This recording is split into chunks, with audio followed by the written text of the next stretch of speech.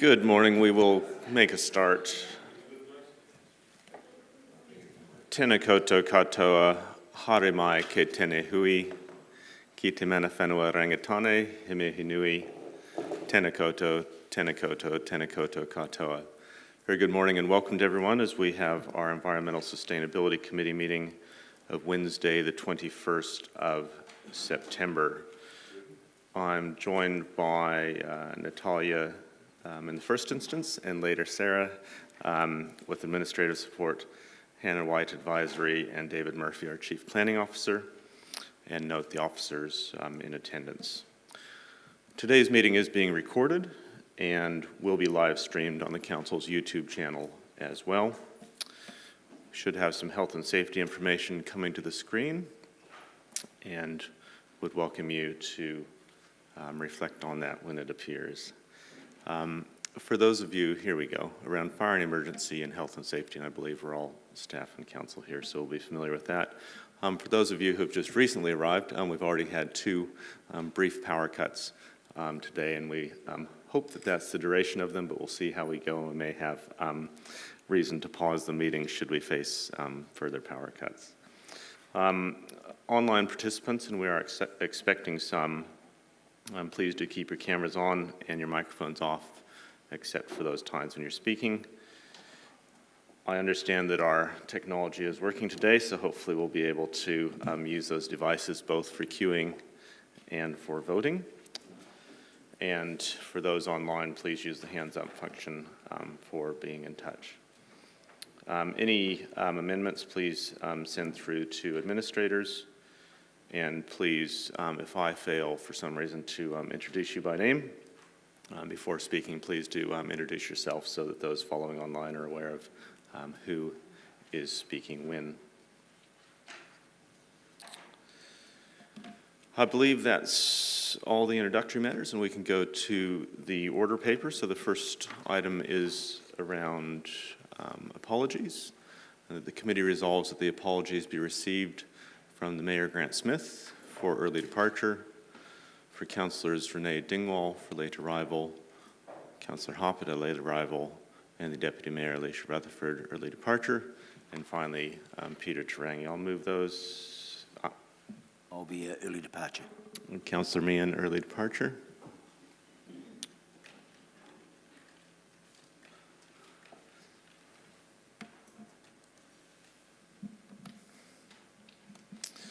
Excellent. I'll move those and seconded by Councillor Butt.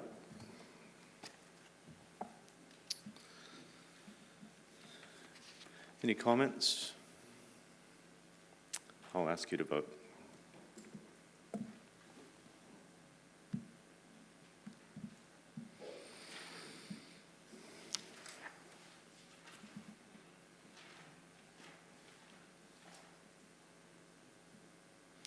And that is passed unanimously. I've not had any notification of additional items. Are there any from the floor? There being none, we'll move to declarations of interest. There being none. Oh, sorry. Councillor Naylor. Thank you, Mr. Chair. I just would like to mention item 13, which is the food resilience policy. My husband has a role with E&M as the food rescue project lead. I've sought advice and I don't believe it is a conflict of interest, but thought I would just mention it in the interests of transparency. So my intention was to still participate on that item. Thank you, Councillor. No other indications around declarations of interest. Moving on to public comment. Don't see any public comments coming, although there is a member of the public here. And welcome. Moving then to the confirmation of minutes. So the recommendation is that the committee resolves that the minutes of the Environmental Sustainability Committee meeting of 18 May 2022, Part 1 public, be confirmed as a true and accurate record, which I'll move, and seconded by the Councillor Butt. Any comments or clarifications? There being none, I will ask you to vote.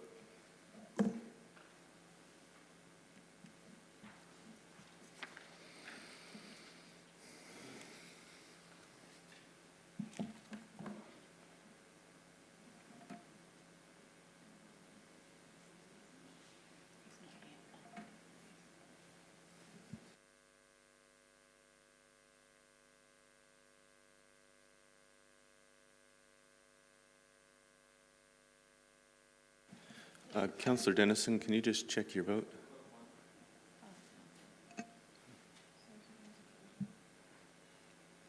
Oh. I think the chair hasn't voted. There we go. There we go, and for the chair as well.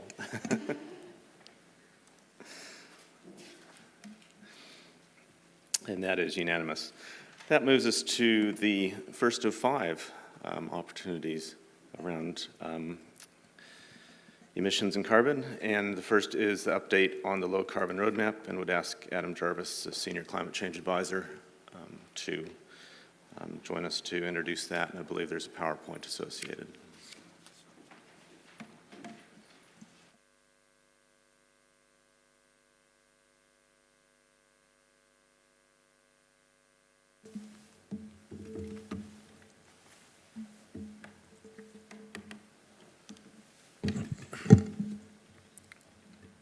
Good morning, Mr. Chair. Good morning, councillors.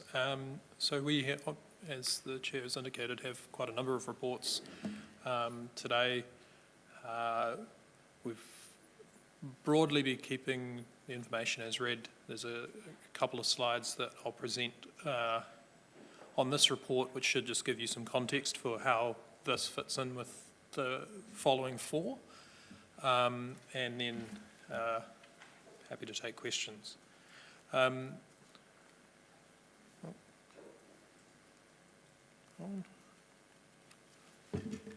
it. Seems to be. It's just the one slide, just, if you want to just advance it. Yeah. Great. Actually, do you want to just a couple forward while we're at it? Yeah, that's excellent. Thank you. So you may remember this diagram just from the last time we presented the low carbon roadmap earlier this year, essentially giving you an overview of our 3 work streams within the Climate Change Office. And what we've done here is, so actually just very quickly, we have in the top stream there, work involving our own emissions internally. In the green there, it's citywide emissions, and then sort of in the blue, we're looking at the lead up to the next LTP. And then there's some supporting work there and that we'll be presenting as well. So we're just in the stars, you can see there's 4 stars there, and there's a more detailed updates. Sorry, let me start over. The stars indicate where there are reports coming. So the next 4 items on the agenda track to those 4 stars there. And then if I just move forward one.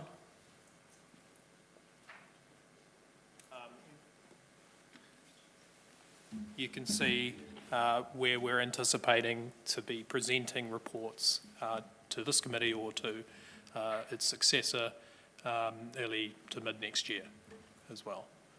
And then, of course, leading into the next LTP, there'll be a whole raft of other work leading us to that point. Hopefully that makes sense. I'm happy to answer any questions. Great, thank you, Adam, and welcome, David, as well. Was there anything, David, that you wanted to add at this point? Great, thank you. We'll open for any questions.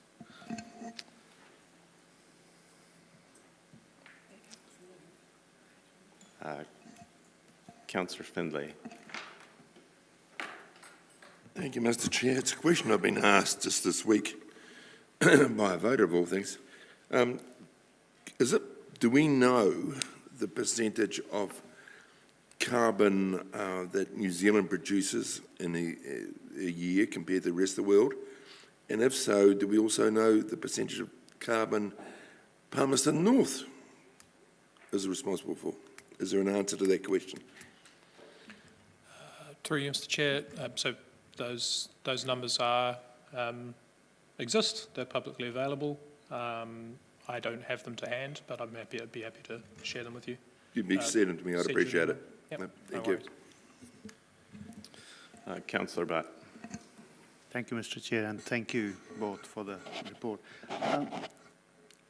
This work stream or plan or map, is it a standard kind of plan or map, or does it show any timeline somewhere? I suppose we could probably, as we begin to understand more about what's being required of us through, for example, the National Emissions Reduction Plan, we're in a position to begin to put more firm dates on when we could expect particular pieces of work to be presented here. But I'd note that all three of the main work streams there are pointing at the next long-term plan, at least as a sort of a significant milestone. So in terms of that being substantially developed over the next 18 to 21 months, that would be a good indication of when we're anticipating this work to be delivered. Thank you, Mr. Chair. Just a couple questions from me. The first relates to page 14 in the first paragraph there, talking about the national context.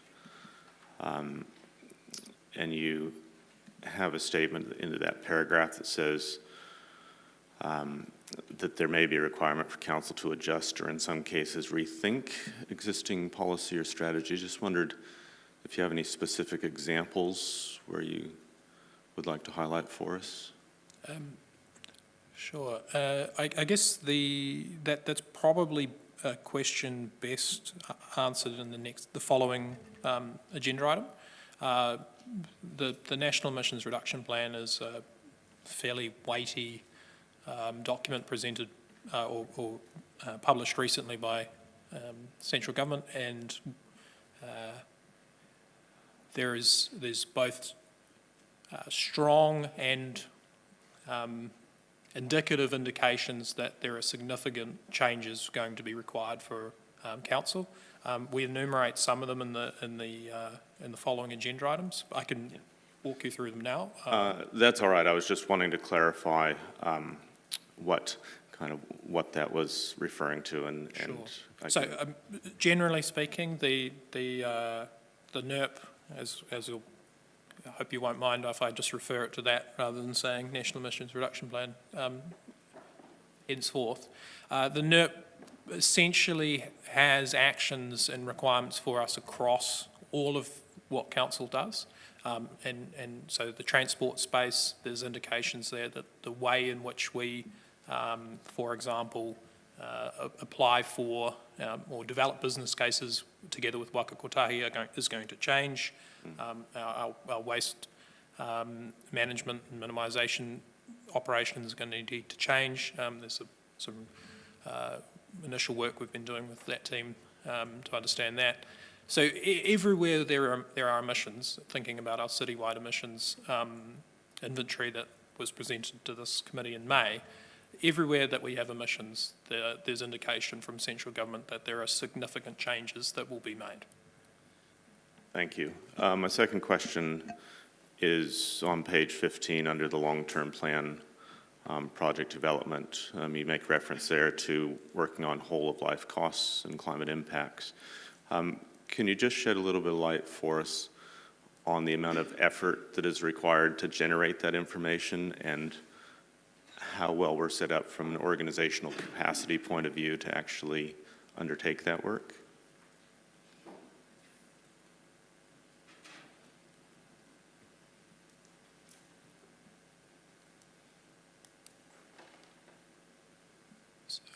So that's a program of work that we've been working together with Infrastructure Unit for some time on. We first signalled that that would be something that we were looking at advancing to you in 2021 committee. We've laid a lot of the groundwork now in terms of the sort of the models that can sit in behind and enable that work, but it's something that we are intending to come to or signalling here, but intending to come to the newly elected council with in greater detail early next year. But yes, I mean, when you think about where we have been in terms of delivering our long-term plans and the level of analysis there, where it has tended to focus on in the past, upfront capital budgets without necessarily a full understanding of what the operational costs and the carbon costs of that will be over time. Incorporating all of that work and doing that analysis is going to be substantial. Thank you. Councillor Johnson. Thanks, Mr. Chair, and thank you, Adam and David. My question's around the sort of little paragraph at the top of page 17 where you talk about other legislative and national changes, including Three Waters and other local government reform. And I wonder how you see that feeding into our work streams, because potentially the sort of baseline is changing, isn't it? If some things, for instance, if Three Waters is kind of out of what we do, is that then no longer in our emissions tracking progress? And then how do we, and if that is the case, how do we be sure that we're continuing to make progress when by taking out one of the major sources of emissions, it makes us look, potentially makes us look as though we're doing really well when in fact we may not be?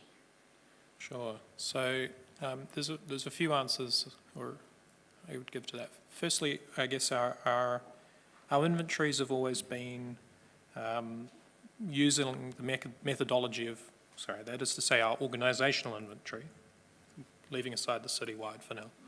The organisational inventories have always considered what is within our operational control, what are the assets that we actually, operate, the emissions resulting from those, what can we control or have substantial influence over, those emissions are included.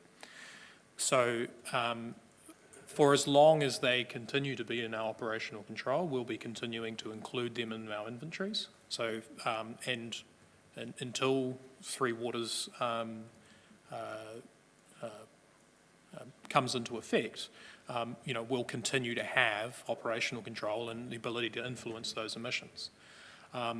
Should that change, then, I think we would acknowledge that those should no longer be included in our inventory. And what we would do is publish a new set of inventories, backdating, for the sake of being able to compare apples with apples, a inventory that excludes those historic emissions from that activity, if that makes sense. So we would, the old inventories would still be publicly available. That would include Three Waters, but what we would do is go and remove the impact of Three Waters from an inventory and publish a new set, so that you're comparing a baseline without Three Waters to, the organisational emissions in 2025 or what have you. So there's a clear basis of comparison. That's great, and thank you for explaining that. That's just what I was hoping for. There's no further questions in the queue, so thank you, Adam. Thank you, David. And we'll move to the recommendation.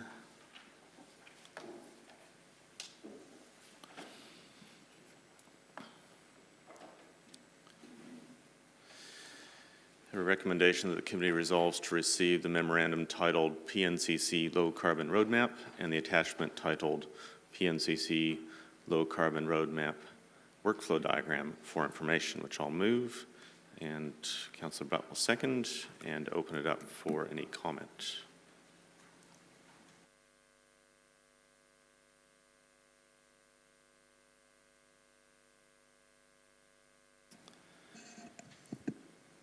I'll start by way of comment and see where we get to from there. Look, this report and no doubt subsequent ones do signal and set up a real meaningful step up in terms of our climate action commitments as a council. And, you know, there's a bit of a weaving job to be done here where we need to weave together what central government's doing, what we're doing as council, and what the community is doing in and of their own right. And I think that this roadmap sets us up well to deliver well in that space, to be well lined up with what we need to do vis-a-vis central government and how we can well work with our community. Certainly my view is that this is a very high stakes game that we need to be doing everything we can in terms of managing down emissions, and so really pleased that we now have a roadmap in front of us that sets us up well for that action and has some very clear points in it around the next long-term plan and around other activities that will help us manage down emissions. So thank you to the officers for a tremendous amount of work behind the scenes bringing this report to us. The Mayor.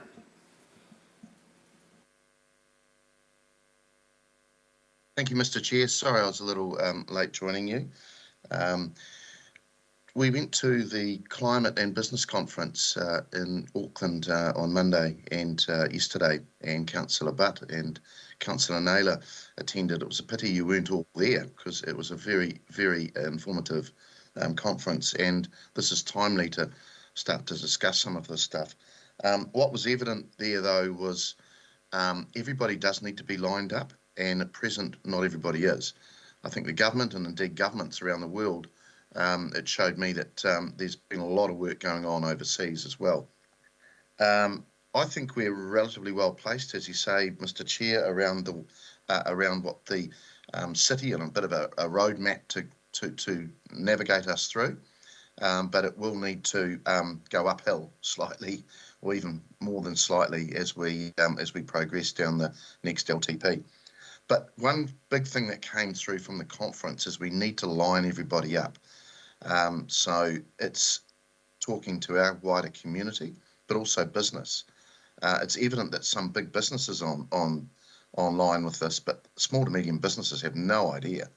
And actually, that's where we can make the most gain. So I think this is really good work. One thing Councillor Naylor and I were laughing is there's always sectors that have acronyms, and the NERP, or whatever it's called, the NRP, I mean, that was one of about 20, and all the speakers were just quoting them.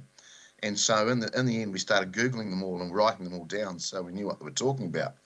But seriously, it's a very, very serious subject, and I think we're starting this well. I do think we need to let the incoming council make some really big decisions about it, rather than perhaps trying to do stuff on the fly here later today. But look, I'm very supportive of this recommendation. Thank you.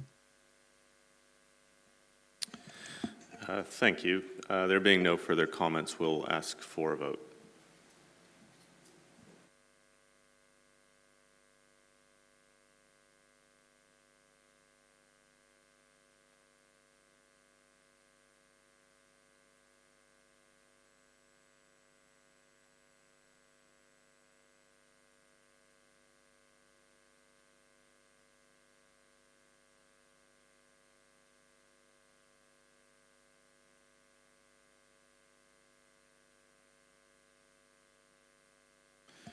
And that's passed unanimously.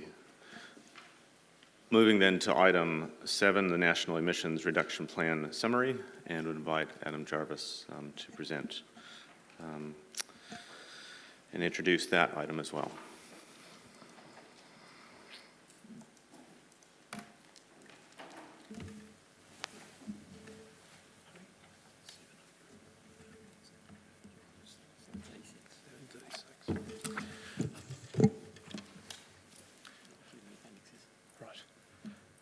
Hello again. Again, as I indicated earlier, I'll be largely leaving these as read. I would just note that the National Emissions Reduction Plan, or NERP, I will try to keep the acronyms today to a minimum, but is a document that's 736 pages long, plus appendices. We've tried to extract what is germane to council here. But as you'll see, there's often quite a bit of ambiguity about exactly what is being signalled through the NERP to elected members, to council. There are a lot of specifics that were published earlier this year around exactly what is coming down the line or is already in train. But there's also a lot of information within the NERP that is signalling that further change is expected within a particular area. And there are cases where local government is listed as a lead partner. There's cases where we're listed as a supporting partner. And my expectation is that when we compare this to the draft NERP that existed late last year, where local government was mentioned twice, and now we have 40-odd actions, that I strongly believe that trend will continue and that our involvement in this is only likely to grow. But as I said, a lot of information there. Happy to answer any questions. Thank you, Adam. Just a clarifying question for me to start. Appendix 1, the headings there around chapter reference, I think understand, but when it talks about objectives and outputs, is that literally a copy-paste from the plan? Yes, it is. And then the implications column, is that's officers' read of what the opportunity is for, or the challenge is for this city? Yes, we've tried to keep the editorialising to a minimum. It's just simply an attempt, though, to present what's often several paragraphs of information detailing what that particular sentence means, and just sort of fleshing out a little bit more, de-jargonising. But yes, essentially. Thank you. And finally, then the timeline, that's our thinking around engaging with, or that's set by central government? That's set by central government. Accept. Sorry, through you. It's worth noting that these timelines are quite flexible. I know that Waka Kotahi have already moved some of them. So there was an expectation that the vehicle kilometres travelled targets sort of plan would be published this year, and it's now been moved to next year. So even within the short period of time we've had the document, the timelines of how and when things are going to happen have shifted. So this is very much a sort of movable feast in terms of what happens when and exactly how. Thank you. To your point, those dates are from the NERP itself, from central government. Great, thank you just for that explainer across that, and thank you, David, as well. Moving to questions, Councillor Johnson. Thanks, Mr. Chair. Thanks for the report. And thanks for wading through that massive document for us. I'm just interested in the comment around funding. So, you know, you've stated that there's going to be a lot of actions required of council, and there's mention of funding being provided in part through the Climate Emergency Response Fund. Is it clear yet how we could access some of that funding, or what the mechanisms would be for? I'm assuming that funding would be available to local government, of course. I think it's very much a case-by-case basis. You know, we've seen already some funds come across or to council that have provided an option for funding, such as the Better Off funding for climate initiatives, as well as several others. There are other cases in which, say through Waka Kotahi, there's an expectation that future work and funding for future work will, at least in part, be addressing climate change. So, you know, that's through our kind of more long-standing funding arrangements. We've also seen sort of, how to put it, contestable funds being made available. At this stage, they've been at relatively short notice, which has made it difficult for us. So it's a sort of there's a whole range of different kind of funding arrangements. There's Electricity Efficiency Conservation Authority, ECA, have a series of contestable funds as well, which we're looking to make use of. So it's a whole range of different funding buckets and different application processes and timelines. And some cases there's indication that funding will become available, but it's not yet clear what and how that will work. So I don't know how much detail you'd like to go into. I guess I'm just concerned that we are well prepared and I guess ready to take advantage of any funding opportunity that might come up. And I'd be interested to know if you think that there's other work that we need to be doing so that we've got, projects ready to go if money becomes available, particularly if, as you say, some of the contestable funds are coming up at short notice. So I'd kind of want us to be, really well placed to be able to, if we have to make a bid for this funding, to make a bid for it. And do you think there's anything extra we should or could be doing?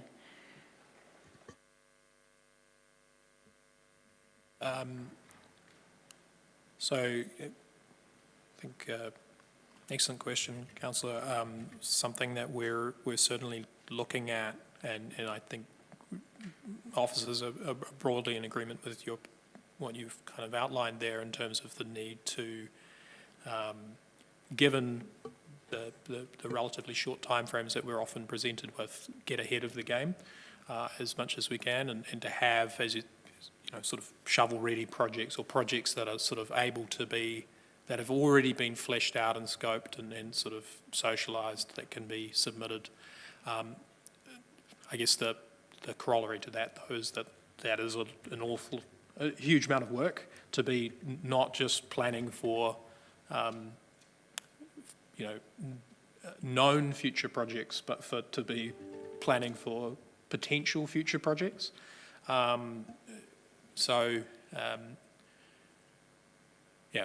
doing our best on that. Just ask the Chief Planning Officer for a comment as well.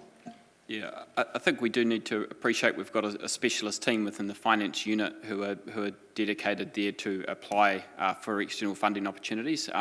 There is some resourcing challenges in that space at the moment. There's a vacancy or two, and they've been stretched with the Better Off application. But certainly one of the things coming out of the NERP,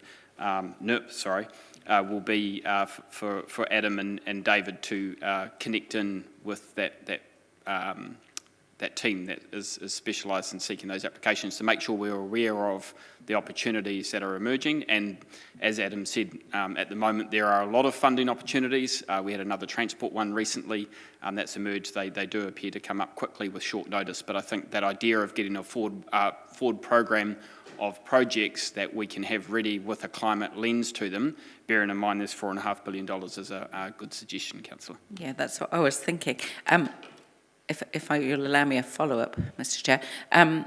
If the analysis is that we need another position to have someone dedicated to doing this, would, given the amount of money that's on offer, would that be something that would come to us next year in the annual budget round, or is it something that we need to ask you to look into? Yeah, at a broader sense, the ELT have just commissioned through the People and Performance Unit a workforce planning exercise. So there's a series of interviews coming up with each member of the ELT to start to look at those, I guess, changes, particularly in government direction, that are going to influence the way in which we resource the organisation. Okay, so no action, no direction needed from us at this point? No. Thank you. Thank you, Mr. Chair. Councillor Hancock. Yeah, thanks, Mr. Chair, and thanks, Adam and David. Look, I was really going to pick up on the questioning of Councillor Johnson, really. At the moment, do we actually have an understanding of the drawdown on that $4.5 billion? And really, I want to get a sense of, I guess, the urgency around that.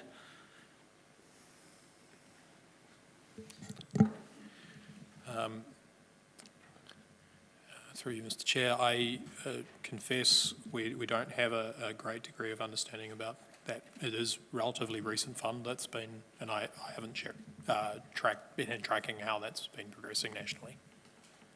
So we can look into that and get back to you.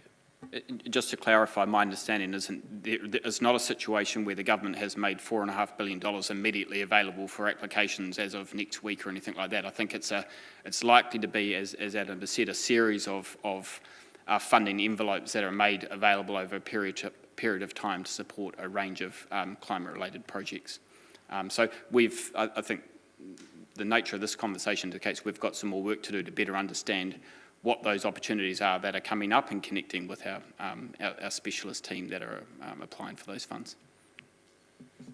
Great, thanks. That's helpful. And just one last thing, just for a point of clarity.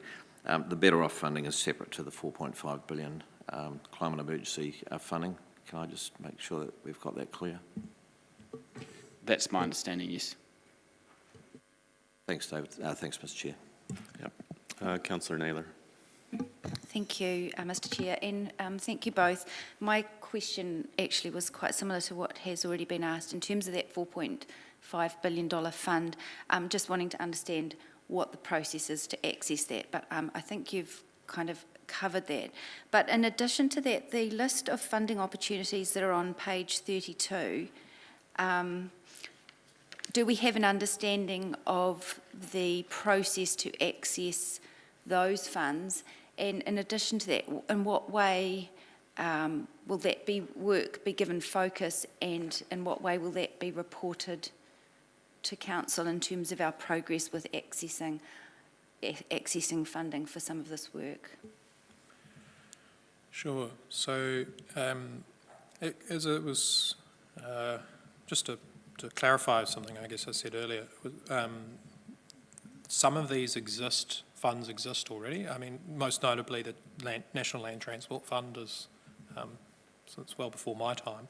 I guess what's being signalled though through the NERP is that the criteria for accessing those that funding is changing, and as it has done in the past and will continue to do so in the future. But the NERP has made it quite clear that reduction of emissions from transport is a key priority going forward. And so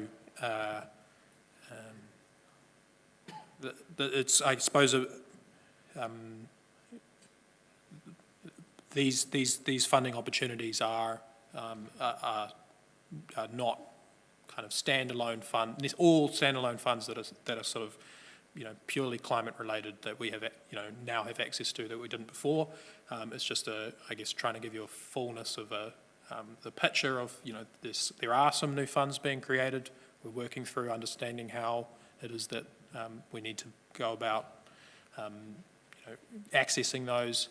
There are other funds where, work has been ongoing for some time now, and, notably the National Land Transport Fund, that we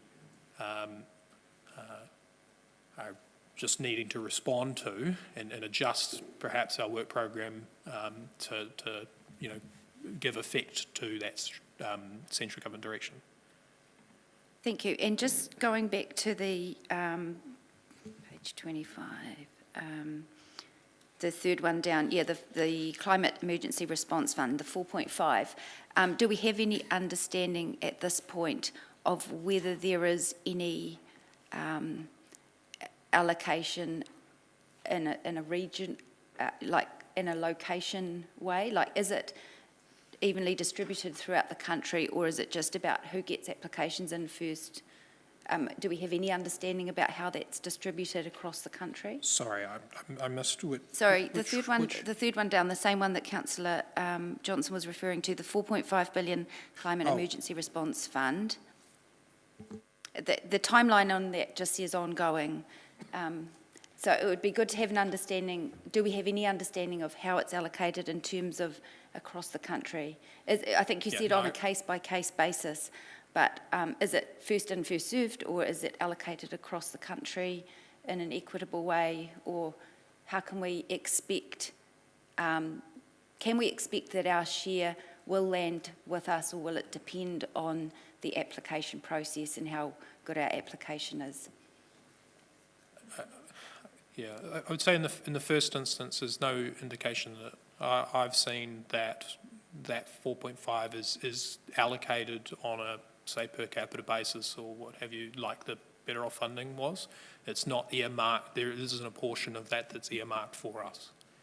But I think my colleague might have some more to add. Through you, Mr. Chair. It's worth noting that the headline figure, the 4.5 billion, is the amount that is expected to come from the National Emissions Trading Scheme. That's where the sort of source of a bunch of this money is from. So the income will be from emissions trading. That money will then be parcelled up and given out to government agencies who will then form grant funds or other vehicles to distribute that money into particular projects, is my understanding. Okay, thank you. Yeah, go ahead, David. Through you, Mr. Chair, if I could just make a general comment, I guess, about the funding questions. I think the headline message for this report that the Council should be receiving is that we need to be thinking about gearing up our strategies, plans and projects with a climate lens to best position ourselves to secure funding in the future. This report is not about a detailed plan for which projects we're going to put into which fund at which time. It should be seen, as I said, as a headline message to Council. As we gear up our projects, policies, plans at the next LTP, a climate lens means we're going to be more successful in seeking external funding. Thank you. A final question from me, Adam, around Appendix 2, which lists a number of strategy documents and action plans as well. You've had quite a few questions about how we're going to get our hands on the money. How are we thinking about engaging with the strategies and plans from an organizational level?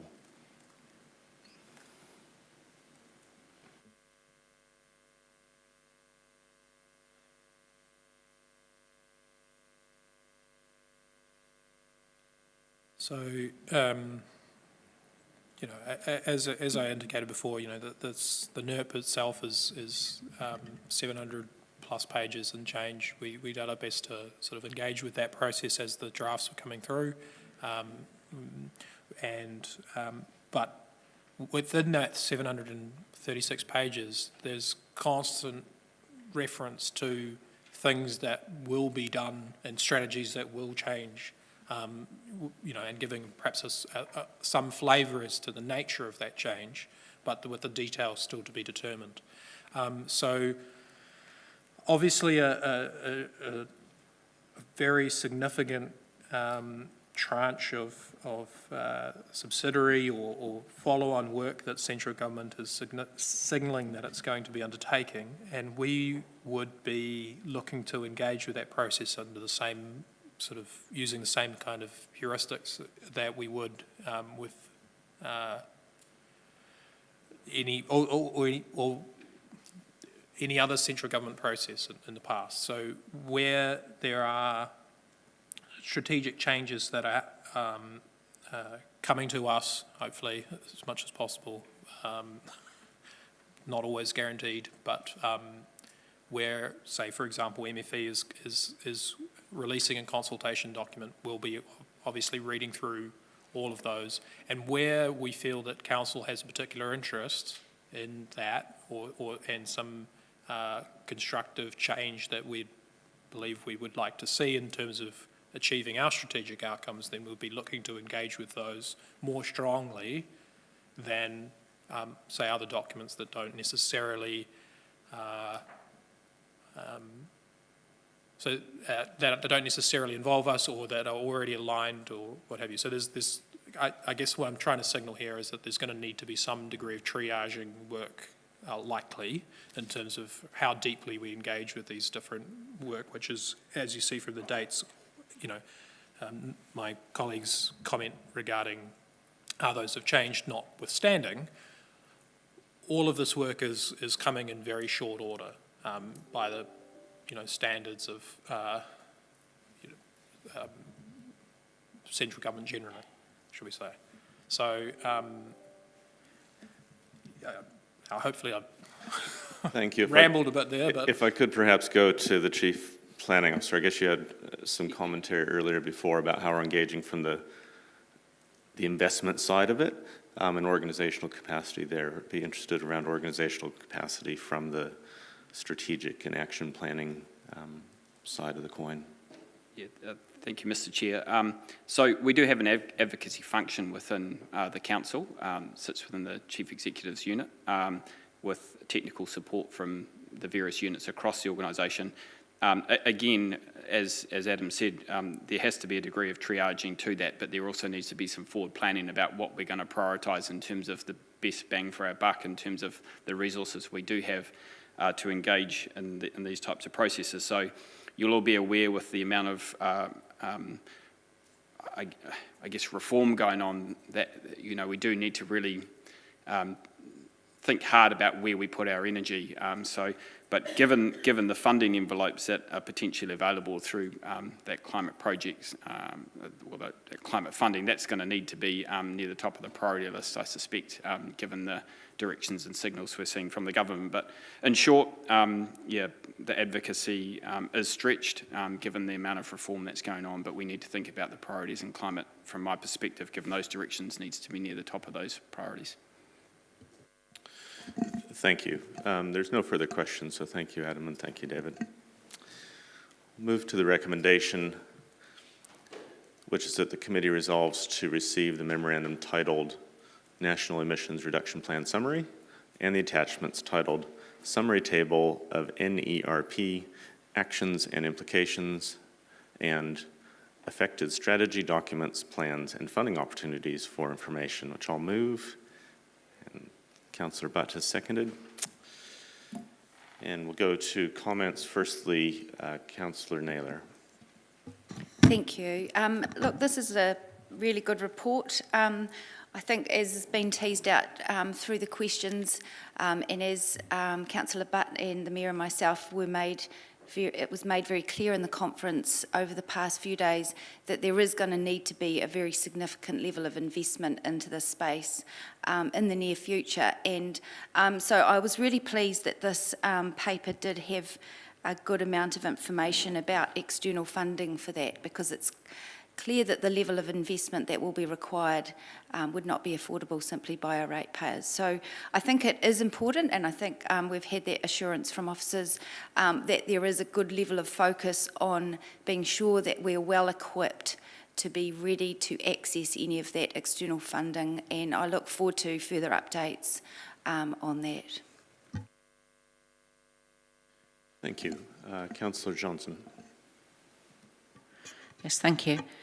Yes, a very good paper and very helpful, I think, in outlining the breadth of the areas of change that are coming to us. And I think what it signalled for me is a couple of things. One is that up until now, we've sort of had couple of specialist positions around climate change advice. But those two positions on their own are not going to be sufficient, I don't think, going forward, to resource us to be able to be prepared to make changes in the breadth of the areas that are signalled by this National Emissions Reduction Plan. And I guess I've understood that it's going to be important for us to be nimble in being able to have plans ready to go, to put in bids for specific pots of money that might come up from time to time.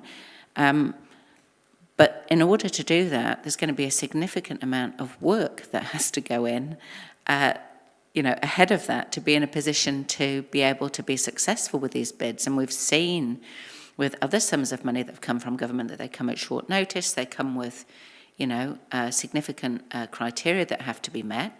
And I suppose my question is, are we adequately resourced in terms of the staff, the skills that staff have? Do we need to be upskilling staff in a number of areas, or is it more of a recruiting issue? I mean, these are all questions I think that might need to be addressed by staff coming up for the to the long-term plan, but also even to the annual plan, because what I'm hearing is our advocacy is stretched. I can see the massive amount of work that's gone into these papers today, and yet all it's really done is sort of open the door to how much more work there is ahead of us in a short space of time. So I suppose the size of the work ahead has certainly become quite clear, and I'll just signal that I feel from the answers to questions today that we're going to be challenged to step up to this and to be nimble enough, unless we have some more resourcing stroke upskilling. Thank you. Thank you. Certainly concur with both of those comments. This is a bit of a light bulb moment, I think, in terms of just how much is on offer and how much is coming our way and how much we're going to have to get our heads around this. Absolutely huge that the distilled version gives us 51 relevant actions to track, 33 strategies and plans, and 9 funding streams. If we want to be best placed for that, we do have to think about getting this organization very much on that footing. And so I'm very pleased to hear colleagues commenting and acknowledging that challenge as well. I think few things really animate us like the opportunity to get non-ratepayer funding.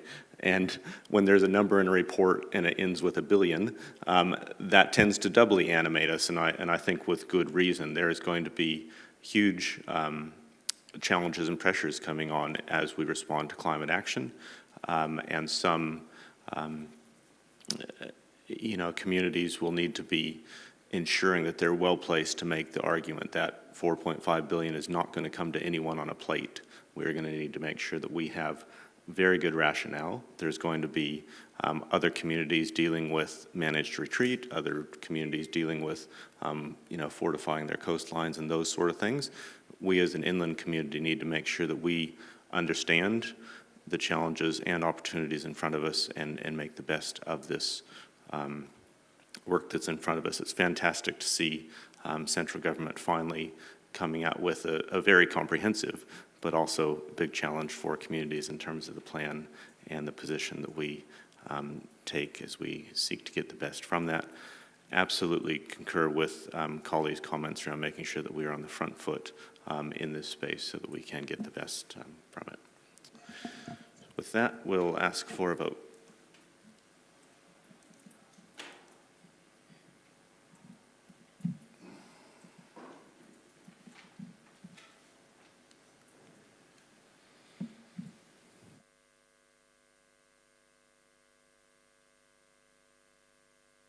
And that's unanimous with 14 in favor.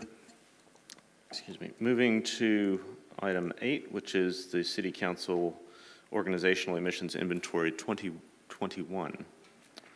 And Adam and David again invited to present.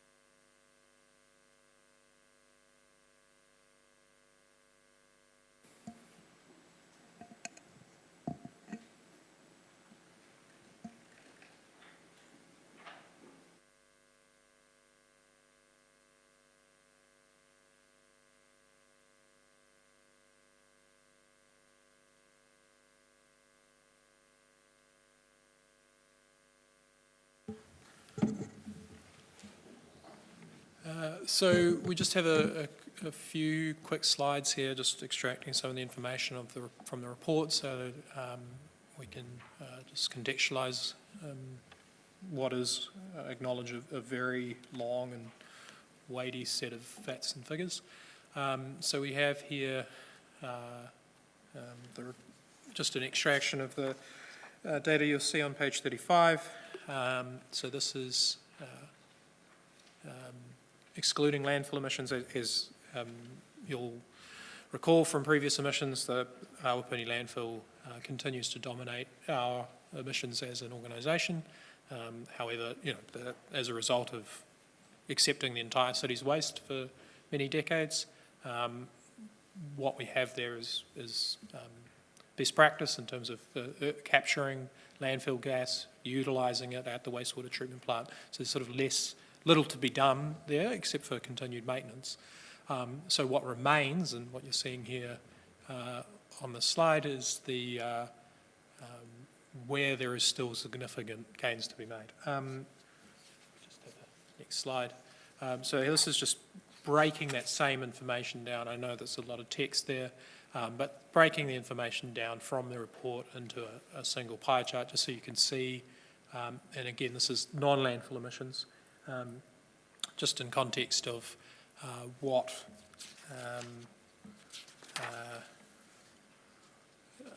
the contribution of the different sites and business units that we have are. And this is just the same information that's presented on page 38, but just perhaps useful to you. And I think that might be the end of it. Yeah, so that's the high-level summary. I just had just address now a couple of issues with the report that have just been identified to me this morning, and I just wanted to clarify. So on page 33, there is within the recommendation, there's a recommendation 3 there. Non-landfill emissions fell from 6,834 tonnes to 3,374 tonnes over the same period, and there's a negative sign missing underneath, well, to be consistent with the negative sign that comes up later in the recommendation. So neither should have a negative sign, or both should. So that was well noted. The other point, and this is perhaps a little bit more subtle, is that so for many years we have been, since the beginning of our inventories, we have, conducting regular inventories, we've been utilising a third-party provider called Toitu now, they were previously known as Enviromark, to provide a platform and externally audit those emissions, or our emissions inventory. They have changed their methodology quite substantially over time, and are pivoting away or towards, shall we say, signing up more and more private businesses, and so the inventory methodology is catering, in our estimation, more towards those private businesses. So what we've done in this report is continue, or present the figures that are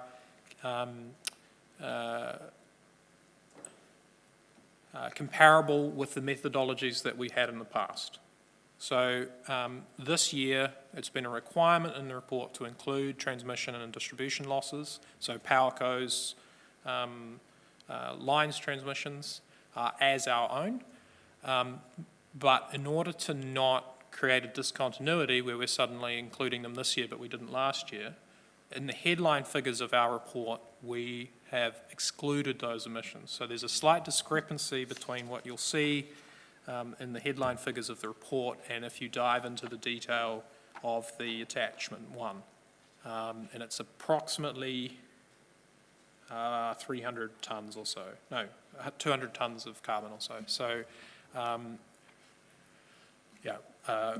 just wanted to make that point. It is something that we're reviewing that arrangement at the moment in terms of our relationship with an external auditor. We believe that with making some changes, we could be bringing these reports to committee in a lot more timely fashion. I know it's been commented over the years that you have to wait until often September of 2022 in order to receive a report about emissions from 2020 and 2021, even though that data is live, but we're constrained by the process that we've signed up to, unfortunately. So we're looking at reviewing that. with the aim to be able to bring to you future inventories within perhaps 3 to 6 months following the financial year instead of the current sort of 15. And that will just let you kind of be able to see a lot more in real time what's happening with our emissions.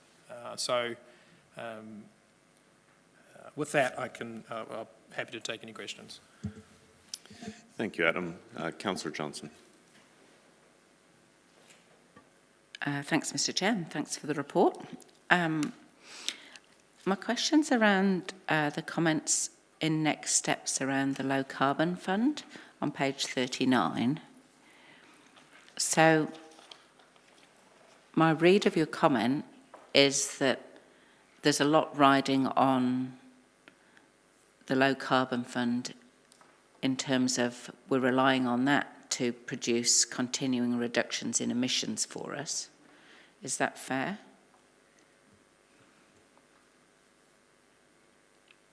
So just thinking back to the low carbon roadmap, I think we're really looking at that next LTP in terms of having a scheme in place that understands where emission reductions can be delivered at the lowest cost.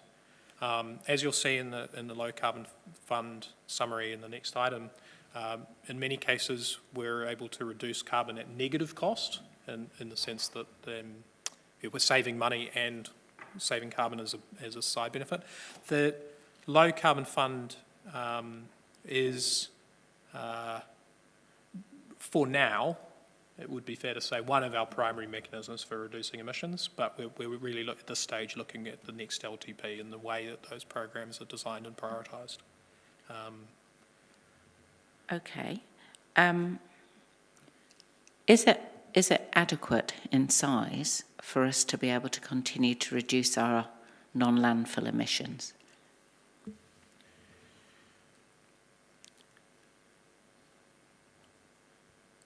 I suppose the factual answer there would be yes, in the sense that we are reducing our emissions through that. But I guess it's always a question of, well, how fast do you want to move? And there's some, we explore that question in great detail in the feasibility study item, which I think is coming next. Yeah. Okay, I might leave the rest of my questions to that then. Thank you. Councillor Butt. Thank you, Mr. Chair, and thank you, Adam. Can we make one more minor correction, please, in the total emissions, the current emissions? If we are quoting the emissions in the report, there's a difference of about 200 tons in this figure. This 19297. Right. So I mean, if you... There is a difference. That's due to, in the report, needing to include, we're required by our, the program that we signed up to, now known as Toitū Toitū Carbon Reduce. They have this year included a requirement to include transmission and distribution losses, which comes to about 200 tonnes. We can include that as our top line figure if committee or council so desires. We can include those, but we would need to go back and calculate, in order for a like-with-like comparison, we'd need to go back and adjust all of our historic inventories to include that as well. So the top line figure that you see in front of you, councillors, here, is following the same methodology, figures that are following the same methodologies that we've had since our 15-16 baseline. Mm-hmm. The figure in the report, in the attachment, has an additional 200 tonnes, which we're considering to be out of scope from our, from the practice and the methodology that we've had since we started. So there's been a methodological change as a result of the Toitū's, and we're presenting as if that these figures as if our methodology hasn't changed. If you want to change the methodology and include those emissions, we just need to go back and include transmission and distribution losses going back to the baseline. Does that make sense? Thanks, Adam. I'll leave it there. Thank you. Thank you, Councillor. Adam, a question just around this transition away from the kind of audited external provider to an internal approach. You said you're planning to review that and look at, potentially having that shorter turnaround time. Is that thinking that that would commence in the near future? Just a point of clarification, our intention is still to have the inventory externally audited, but just at taking a lighter touch. So rather than signing up to a large program that the majority of which we don't utilise and that is catering towards private entities, and instead carrying out the majority of the inventory and the platform for the inventory in-house, and then providing that to an external agency for auditing, and to going out to the market for that and choosing a provider that we're comfortable with. So and through that process, reducing probably or hopefully costs, but certainly time lag. The intention is, if council is happy with that approach, to begin from the next inventory. So the very next inventory that we would produce would be utilising that approach, and would come to you probably in the first half of next year, rather than in the second. Great, thank you for that. No further questions, so thank you, Adam, thank you, David.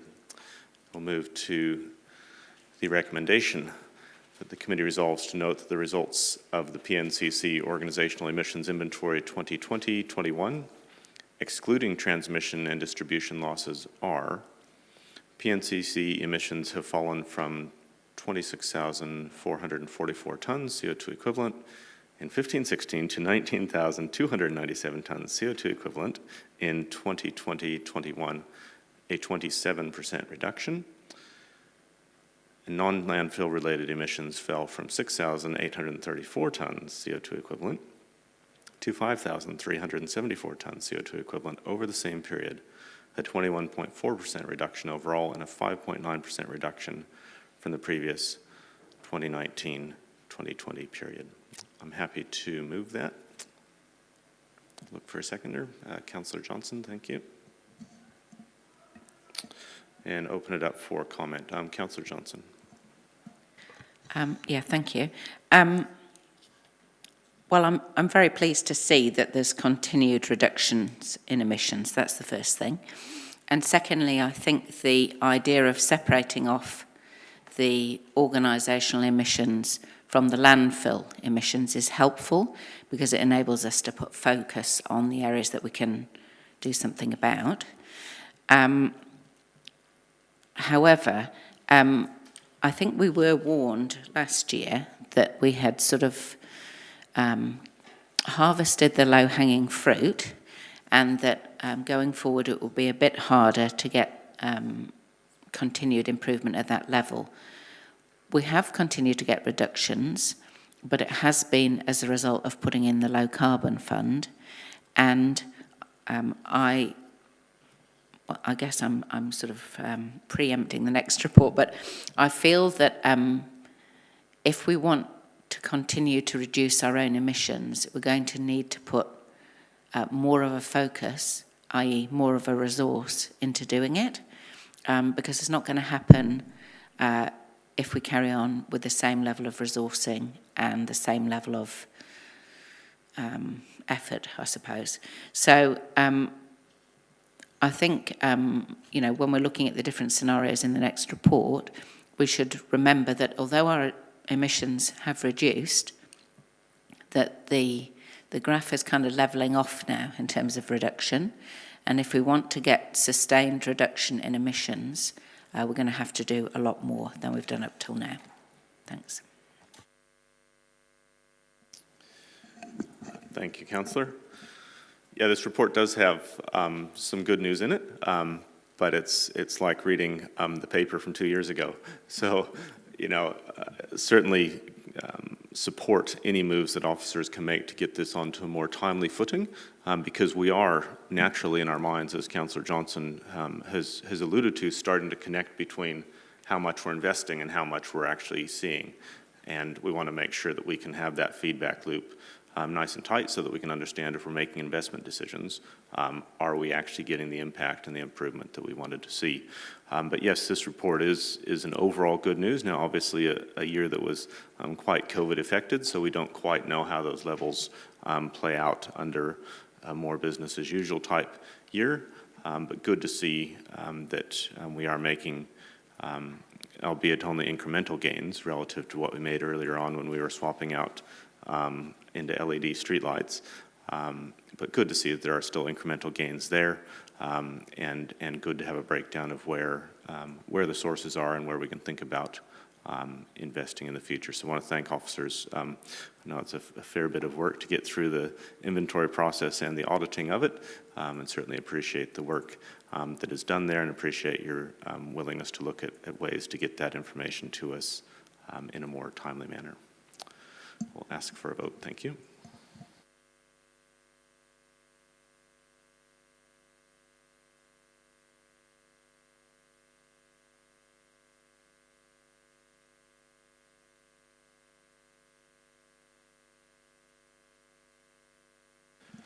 And that is unanimous, 12 votes for. Moving us to the fourth of the 5 reports, which is the PNCC Zero Carbon Feasibility Study. And would again invite Adam and David to join us to present that report.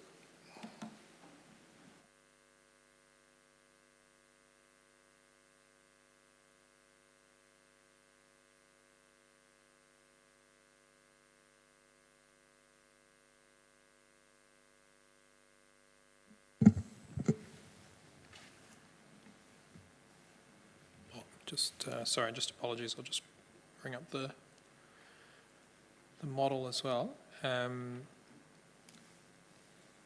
get you to do it, actually. I'll just speak to it. So in the EcoCity strategy, and sorry, might have been trying to recall.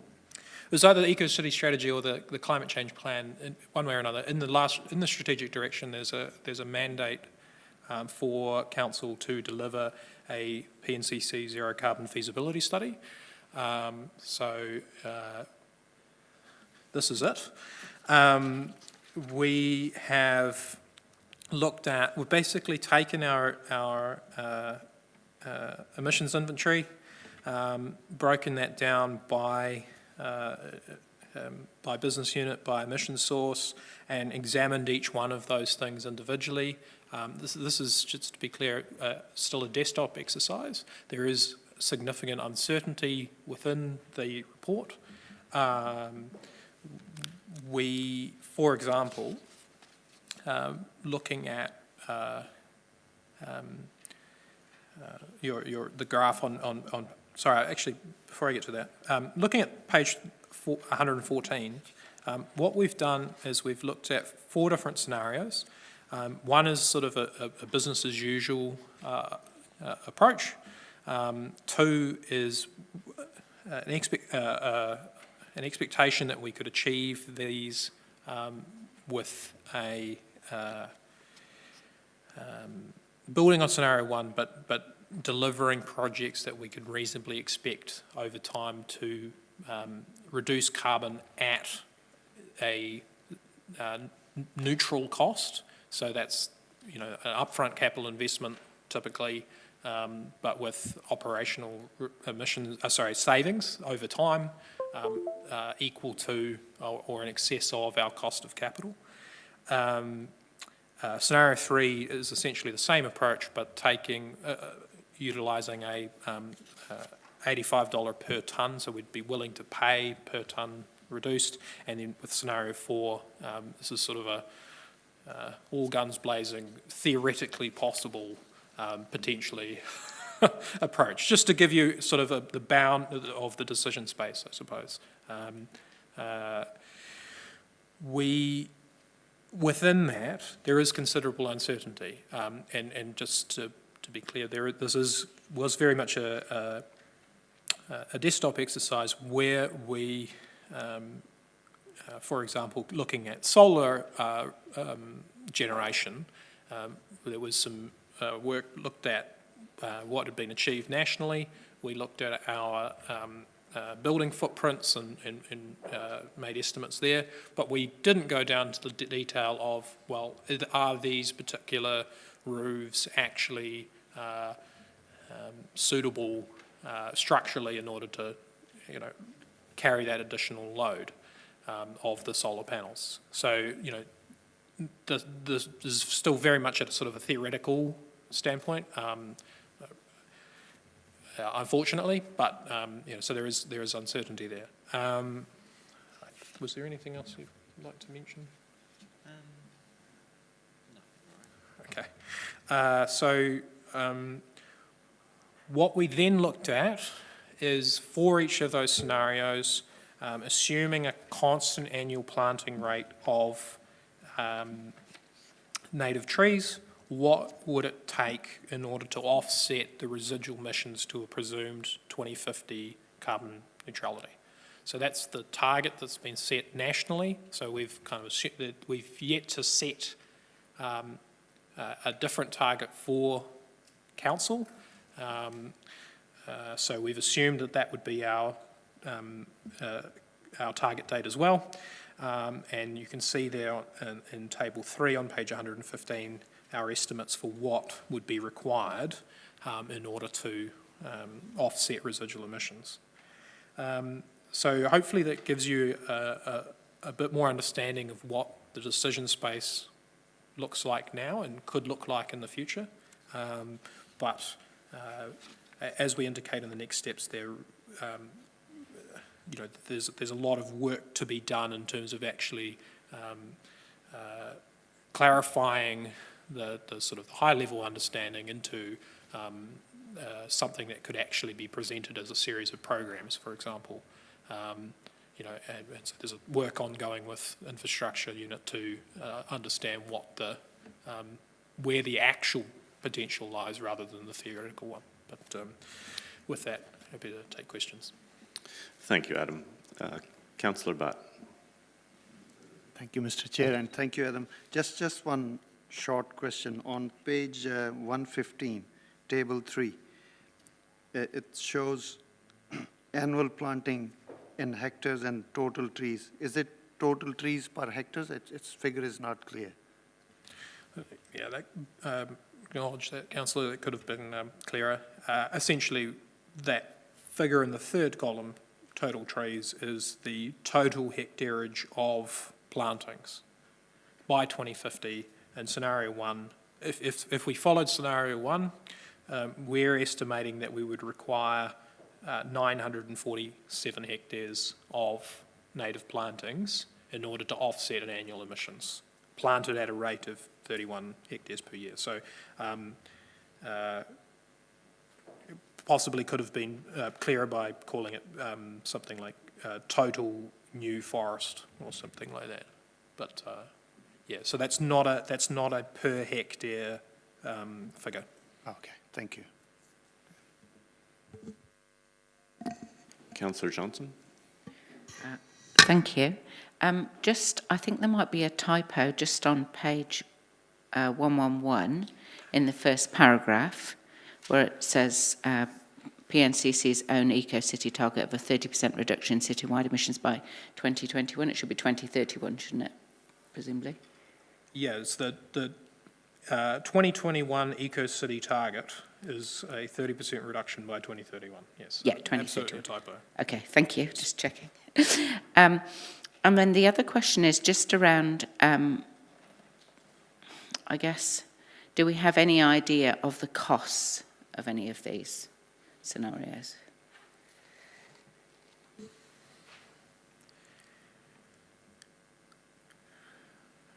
So our expectation is that scenario 2 is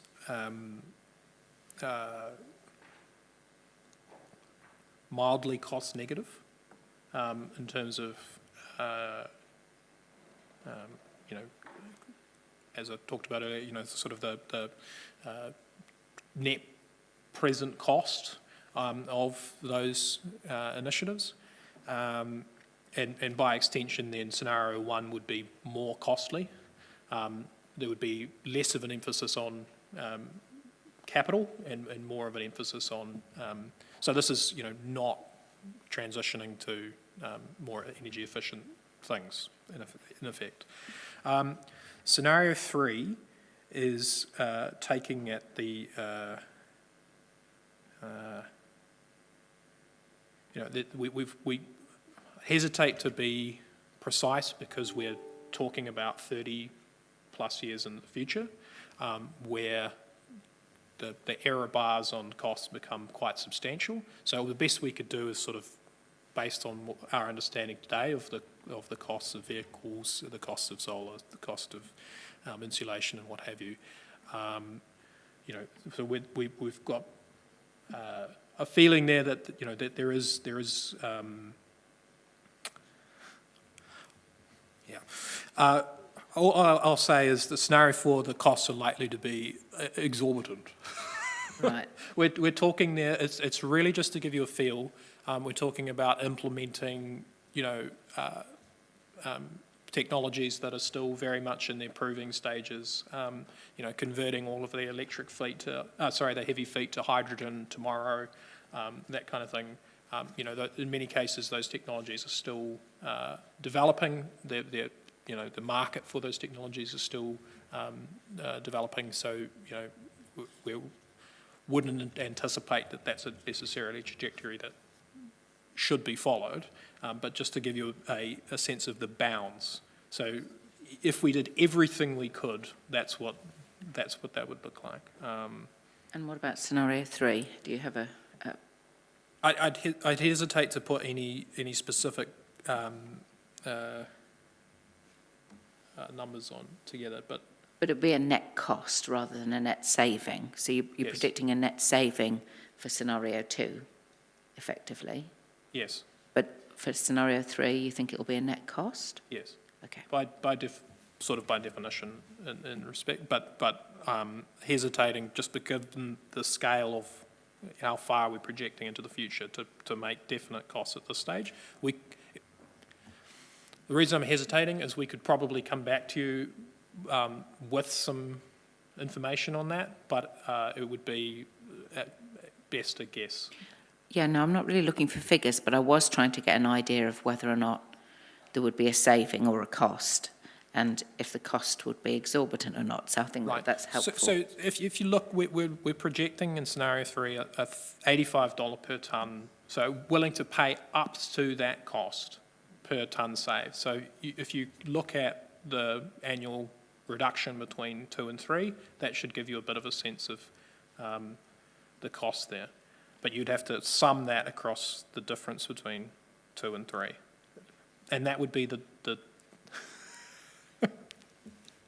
sorry, the limit of the cost differential. Right. Does yeah. that make sense? Yes, absolutely Because it we does, we yeah. would hope to achieve reductions at lower cost on average than $85 per tonne. 85 would be the limit of what we would pay under scenario 3. In many cases, we'd be looking to pay less than that. Yeah. Or preferentially negative cost, but. No, that's helpful. Thank you. Thanks, Mr. Chair. Yep. Councillor Beattie. Sorry, Mr. Chair, mine were about costs, so that's been answered. Great. So just to give you, to give you a quick sense, my colleague's just done some very quick math on it. It would be in the order of something, that maximum additional cost would be something in the order of about 1.3 million. For scenario 3, is it? Yeah. Yeah, okay, thank you. But it would hope to be less than that. But yeah, it really is a guesstimate at best. Yeah, well, we're not going to hold you to it. We just want some concept. Thank you. Thank you to you, Adam, and David for doing some math on the fly in the chamber. To clarify that, final question that I would have is around the potential for accelerating any of this. So you refer to scenario 2 as actually giving us a net savings. Are there ways that we could realize that any sooner than what is suggested by the report, or is that additional work that would need to be done to work out whether acceleration was feasible?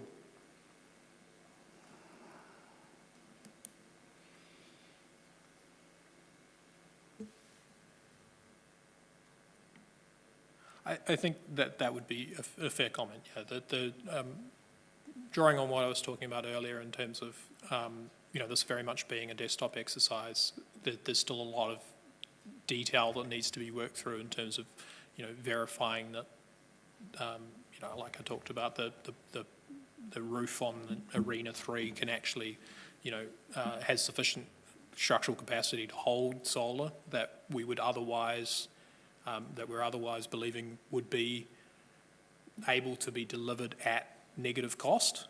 But if you then go in and needing to replace the roof entirely or significant remedial works in order to add enough capacity to that structure, then not only do the costs become prohibitive, but also the timelines quickly become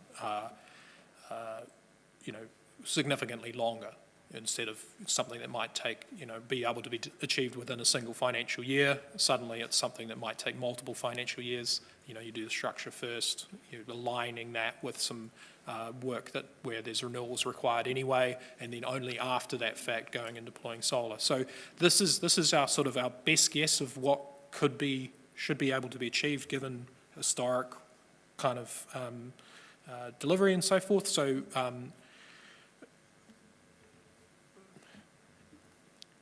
acceleration at a rate greater than that is likely to be only would need to be achieved at significant cost, I guess. And to add to that, it's worth noting that quite a lot of the scenario 2 elements require additional upfront capital expenditure in order to realize operational savings. So we could do a great many things as part of the next annual plan or as part of the next long-term plan, but you may well find that the upfront capital cost of those things is prohibitive. So we could theoretically go out and put solar panels on every building that can take them, but whether we'd be willing to put up the initial capital cost on day one in order to realize the savings over the following 20 years. So it's likely that those things would have to be staged just from a sort of financial pressure perspective. And an organisational, resource capacity as well, perspective. Thank you. Thank you, David. Thank you, Adam. That's all the questions on this item. So 2 recommendations on the papers and a third. I will look to work through all 3 of those together and see how we can progress on that basis. The first recommendation is that the committee recommends that the council receive the memorandum titled PNCC Zero Carbon Feasibility Study and the attachment titled List of Considered Projects by Scenario for information. Secondly, that the council use the information provided in the memorandum titled PNCC Zero Carbon Feasibility Study to inform future direction settings, including but not limited to the formal adoption of a carbon neutrality target, the selection of a preferred emissions scenario, and resourcing to achieve that trajectory through the 2024-2034 long-term plan. And thirdly, that the chief executive conduct an options analysis for the emissions reduction scenarios, including accelerated versions of scenarios 2 and 3, in time for council to identify a preferred scenario to consult on during the 2024-34 long-term plan process, which I will move. Councillor Micheled, happy to second. Thank you. Open it up for any comments and or questions of clarification around the third recommendation, which is new to us. Councillor Johnson. Thanks, Mr. Chair. Yeah, just to say I'm very supportive of all the recommendations, and I think it's been a very helpful process because I know that we've discussed in the past having a carbon neutral target, but we haven't really had an understanding of, what it might take to get to that. Would it be a huge cost? Would it be a saving? And I certainly was reluctant to commit to a carbon neutral target without having at least some understanding of what might be involved, how long it might take, and so on. And I think with time and the work that's been done in this space by staff, and also the work that's been done by government, it's become a bit clearer to see the way ahead. And this report is very helpful, and I think further work that will come out of this report will also be even more helpful for us in determining as a council, in consultation with our community through a consultation process, what's the preferred path to get to carbon neutrality. And so I think, it's a good stake in the sand as to where we are at now, but it's also a pointer for the work that needs to be done for us to be able to have those discussions during the long-term plan. And so I'm very supportive of the work that's been done so far, and also support having as much information as we can reasonably hope to have to be able to consult on during the next long-term plan. Thanks. Councillor Bowen. Thank you, Mr. Chair. Yes, speaking in support of all three recommendations, but particularly in support of the third one. I'm grateful to officers for the care and detail they've provided in stepping us through the options and the scenarios. I'm probably not alone in finding this technical and complicated. So I've very much appreciated the effort that you've gone to there. And I think that will serve us in good stead as we begin to move forward into consulting with our community as to what this looks like. And particularly in that last set of comments there about where the tipping point comes with upfront capital investment versus long-term carbon goals for the city. This is an important conversation for our community and one we want to be well informed going into. So thank you for your work in that. Thank you, Councillor. Yes, very much appreciate officers putting in some work here, and it's fantastic to have a forecast that does actually give us some insight and acknowledge that all forecasts do have uncertainty in them, but that give us a sense of the direction of travel and the financial implications as well as the emissions implications of that. And certainly seeing that alongside the significant work coming out of central government, I think again allows us to have the elements of a constructive conversation with our community about where we would like to go next. Councillor Dennison. Thank you, Mr. Chair. I did want to speak on this. I think supporting all three, there is community interest and it's high to be seeking options to be assessed, so I think that's fair. It is a city goal, and I think if we do have that, we want to be backing that and having an investment to match. And I'm less nervous about the investment knowing that government have now got large sums of money for us to apply to assist us. So it's not going to land solely on the council. So high level of comfort around the funding. I think it is a goal, we need to back it, and the community interest is high. Thank you, Chair. Thank you, Councillor. There's no further speakers in the queue, so we will move to a vote.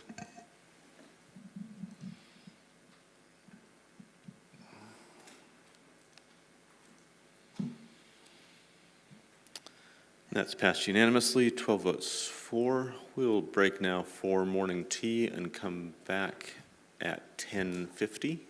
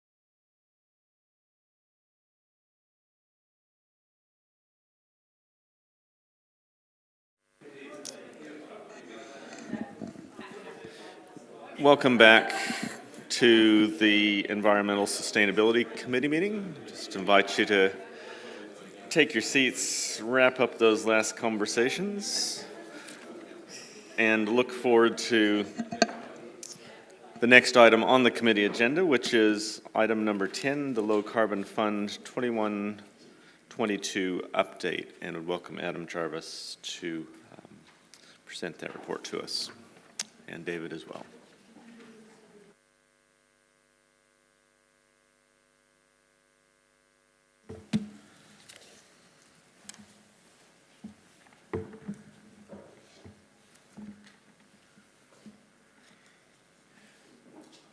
Morning again, councillors.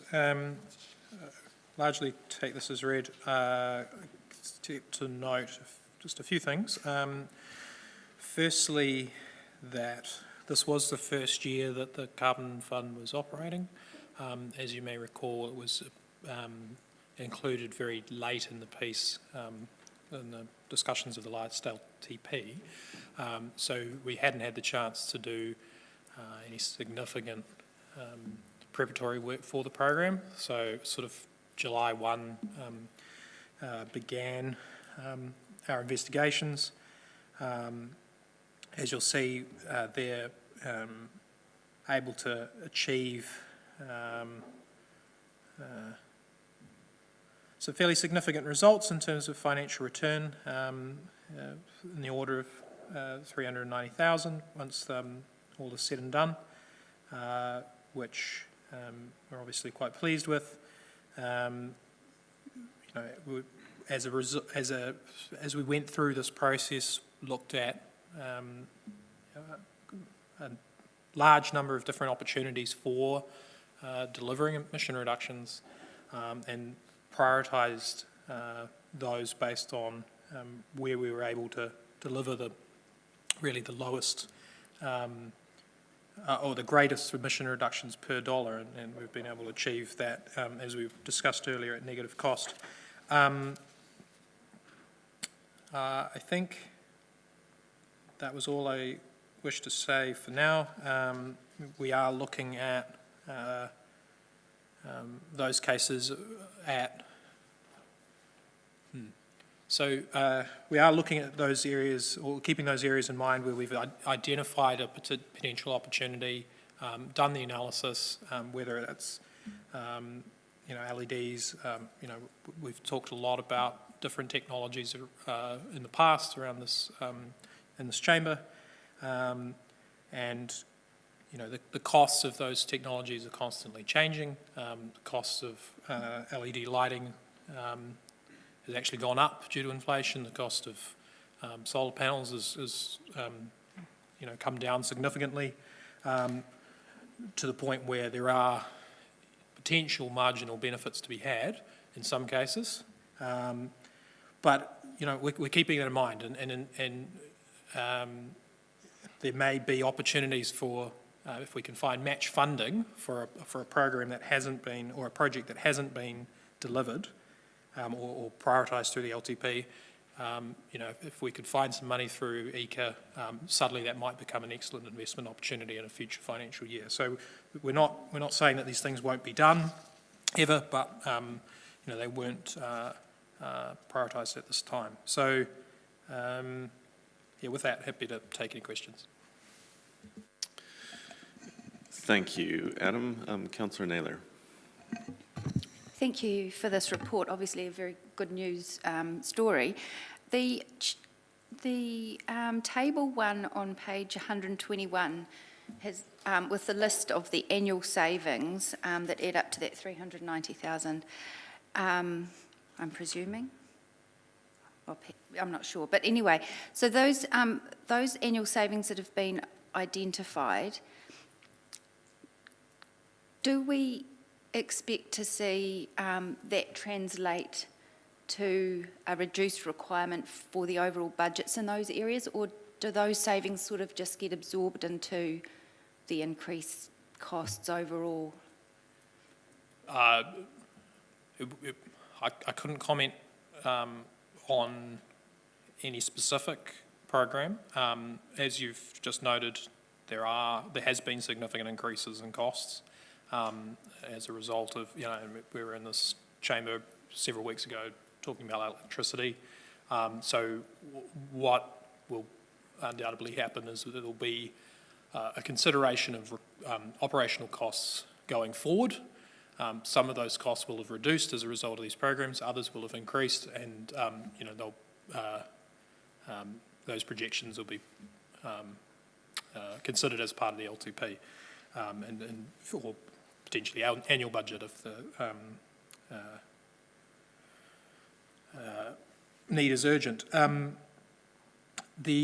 Just to return to your earlier point, you talked about these don't sum to 390,000, these annual savings. So the 390,000, what that is if you take those annual savings across all of these programs, sum them across the lifetime of that asset, and then discount, using a financial method, future cash flows, in effect, or the savings made in year 10 by the cost of capital. So, you know, we say that money tomorrow, or today, is better than money tomorrow for us. So we discount that cost, those savings, sum them all together. So we have a single figure that is the total savings, and that's presented in the introduction, which I think is about 1.1 million. And then subtracting from that total savings the total capital cost of 711,000 is how we derive the 390. So it's the total savings minus the total cost. Okay, thank you. That's helpful. Councillor Bowen. Thank you, Mr. Chair. Thank you for the report. Just questions for nosiness, I suppose. Sorry. The battery electric pool vehicles where we're pending branding, do you have a date when we expect to be able to go public with the branding on those vehicles? I don't, sorry, I would have to get back to you on that. General scope soon, not happening for another year? Did you happen? No, I don't have that. Okay. We'd have to get back to you. I can't imagine it'd be too long, All but right. there just have been some delays in deliveries and so forth. So, yeah, That's okay. It's not a major project, so I can't imagine it would take that long. But I can get back to you about specifics. And then in projects not funded, the investigation into modifying mowing regimes, I just wondered how we were thinking of modifying it. Is that about not mowing some bits to allow, you know, wildflower kind of area, or is it just reducing the level of service generally? Because the level of service conversation comes into this in your comment. Yeah, so obviously a very complicated area that, you know, we rapidly got into that sort of space, and we were like, okay, well, that's clearly a conversation for another time. Okay, just very complicated. Thank you. Adam, could I ask how we're demonstrating, or how you're demonstrating in the decision-making process around allocation of funding here that you're not seeing cases of just kind of substitution of investment against already planned expenditure? Sure. So all of these proposals, all of these projects with the low carbon fund funds the marginal cost difference. So it's not funding the total cost of delivering the project, which is, you know, so for example, taking electric vehicles, which were mentioned, there is a program in the LTP for replacement of vehicles, you know, ongoing. However, that's currently scaled to replace, you know, the existing petrol fleet with new petrol vehicles or hybrids, which have a low capital cost, or relatively low capital cost, but obviously are significantly more expensive to run over time in terms of both maintenance and, you know, with the cost of petrol versus the cost of electricity. So what the fund provides is not the total cost of procuring the new vehicles, but rather the difference between what is in the budget for procuring petrol and the increased budget required in order to procure electric. Right. Thank you.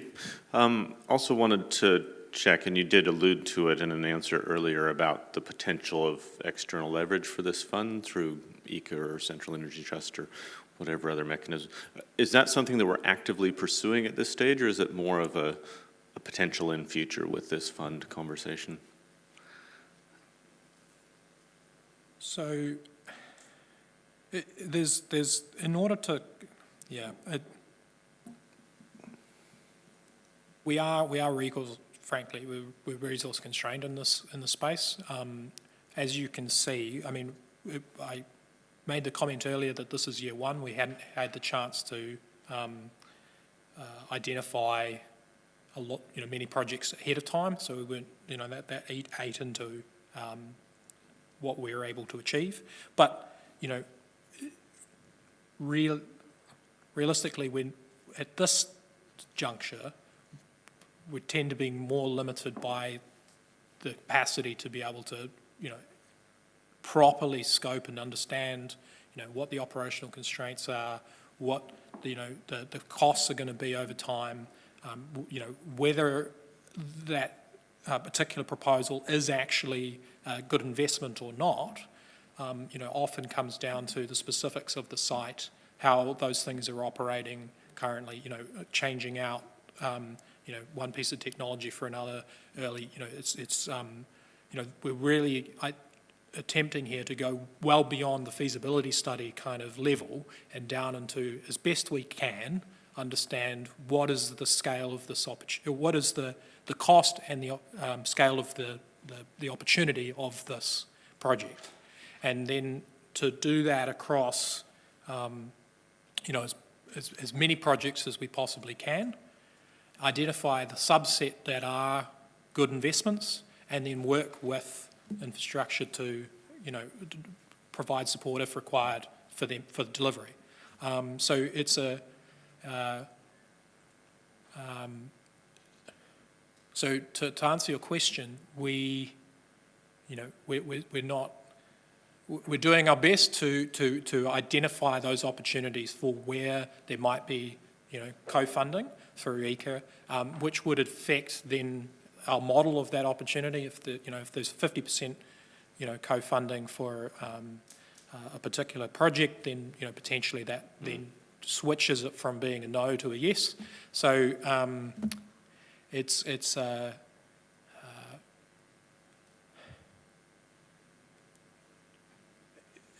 something that we're attempting to do as best we can. Yeah. Great, thank you, Adam. Appreciate that answer. And there appear to be no further questions in the queue, so thank you, gentlemen, both. Brings us to the recommendation that the committee resolves to note that collectively, the projects delivered through the Low Carbon Fund during the 21-22 financial year are estimated to save 102.71 tons CO2 equivalent per year and have a net present value of $1,100,872 compared to a total capital cost of $711,781. I'm happy to move that. Councillor Butts, happy to second, and would open the queue for any comments.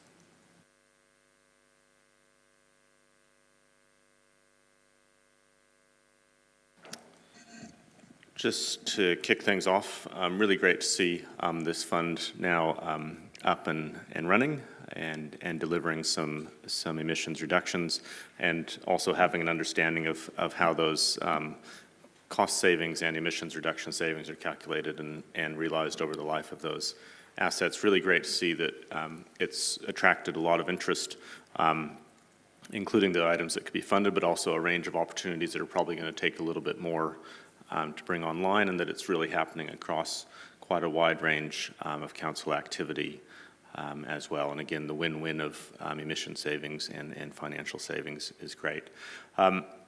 There's some reference earlier on to low-hanging fruit, and I think it's conversation that we do need to be cognizant of is that over time, some of the costs may change around some of these, but we're really fortunate. In fact, I'm very pleasantly surprised that we're in a position where we're able to invest $1 and get almost $1.50 back. That's extraordinary, and we should not be lost on that fact in terms of how we actually make the best use of the emissions savings opportunities in front of us and this low carbon fund that we have operating now. So thanks to officers. I know the amount of work to get a fund up and running internally and to administer it to a high standard is significant. So I want to recognize and appreciate what the officers and management team have done to lean into this and make it work as well as it has. There being no other comments, we'll ask for a vote.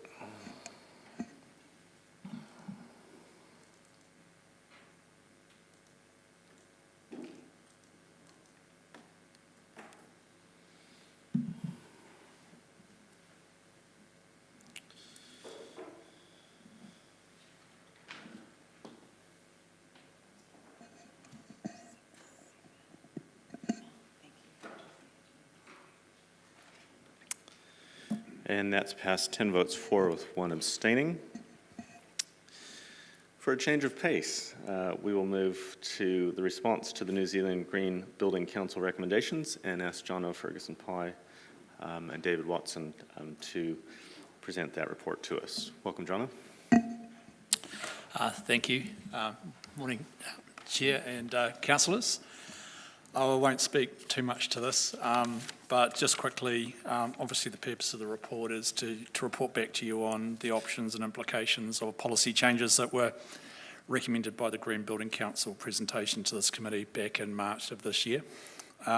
So we've taken those 7 recommendations and looked at the options and implications associated with how we might be able to respond to those across reduction of building consent fees, development contributions, district plan and intensification, and also information and support. So obviously council is a creature of process, and some of the options are easier to implement than others, but certainly we're just looking for some direction from the committee in terms of the way you would like to move forward on some of these. Just note that recommendation 7, we had significant direction from our marketing and comms team on that, and Donna Baker is here if you wish to have any questions around recommendation 7. Before I hand it back over to the chair, I'll just invite David Watson just to make some brief comments. Through you, Mr. Chair. It's worth noting that the recommendations that were put forward by the New Zealand Green Building Council are almost exclusively externally facing. So how council interacts with people who are using our services. It's not looking at how council applies this system to our own buildings, either through retrofits or new builds. And also, there is a small correction to be made in the section 5 on page 129. So paragraph 3 says, should council wish to implement recommendations 2 or 5, that should read 2 or 4. So the next steps are 1 or 5 in the first paragraph, 2 and 4 in the third paragraph, so that we're covering off the majority of the recommendations. Thanks. Thank you, David. Back to the chair. Great, thank you both. Questions starting with Councillor Hancock. Thanks, Mr. Chair. Thanks, John and David. Look, I just really want a bit of clarification in terms of the figures around like new builds consented for the 2021 year, 41,000, and then you've got the Green Building Council. Their annual report says 4,871 Homestar projects were rated. Am I understanding this correctly, that none of those have then subsequently been certified through councils around the country? Is that what I'm reading? Is that what I understand? Through you, Mr. Chair. So those 2 pieces of data, the first is from Stats NZ, who say this is how many houses were completed during that period. The second is from the New Zealand Green Building Council's annual report, and they say this is how many certificates we have issued. It's very much the case that certificates are issued after the completion of a building. So there's probably a lag in terms of how many buildings are rated and when they're rated compared to when they're completed. But that information is put in as a sort of indicator as to the scale of green building currently, rather than to give specific information about any one area. Yeah, I suppose the piece of information which I think is missing is how many buildings nationally have been certified through council processes as being a green build? Like, do we know? Is there a gap there? Do we know the answer to that? There is probably a small gap because the New Zealand Green Building Council isn't the only organisation that provides ratings, but they are by far the largest, so I wouldn't imagine the gap would be very large. Okay. So my read of the report is that it is cost to actually get that certification. Is that a barrier to the completion of that process? That's not very clear. We haven't been out to consult with developers or builders locally to find out what the barriers are for them taking on this on. It may be that the cost is prohibitive. It may be that there is a skill gap in terms of they're not sure how to construct buildings to this code. It may be that there's no market demand for it. So until we go away and do a piece of work where we ask local developers why they are or aren't using these certification systems, it's tricky to say what any of the barriers would be. Okay, thanks. And finally, just to finish off, there is just on the bottom of page 127 there is some commentary there about Wellington City Council actually applying a grant for sustainable housing or commercial developments. Do we know anything more about that in terms of how that's playing out for Wellington City Council? They only introduced the switch to a single fund, I believe, in August. So it's not been running particularly long. Prior to that, they ran a system where they gave discounts to development contributions, and they found that that left them with something like a $4.8 million hole in their infrastructure budget. So the fact that they were not receiving development contributions, which they used to build infrastructure, meant that they had a hole in that budget. And they found it's much easier administratively and in terms of organising their finances just to have effectively a contestable fund or a fund that can be used to provide that rather than adjusting other systems. Yeah, thanks for that. So there is a significant shortfall in terms of budget once they apply that. Thank you. Yeah, that was the old system that they've abandoned, and they've put in a new system where they say there's a $20 million pot of money that it can be applied for by commercial and residential developers on a sort of money per unit area basis or money per housing unit basis, and that covers all sorts of things in terms of fees and consents, the cost of being certified, any additional construction costs. So it's a much broader but simpler tool for achieving the same outcome. Great, thanks, David. Mr. Chair. Councillor Halpeta. Welcome. Apologies for lateness, but thank you. Thank you very much. I just wanted to follow up on that grant that Wellington City Council. I wondered if you had any idea what the criteria was for businesses to apply for that fund. You did sort of start going into that a little bit just then.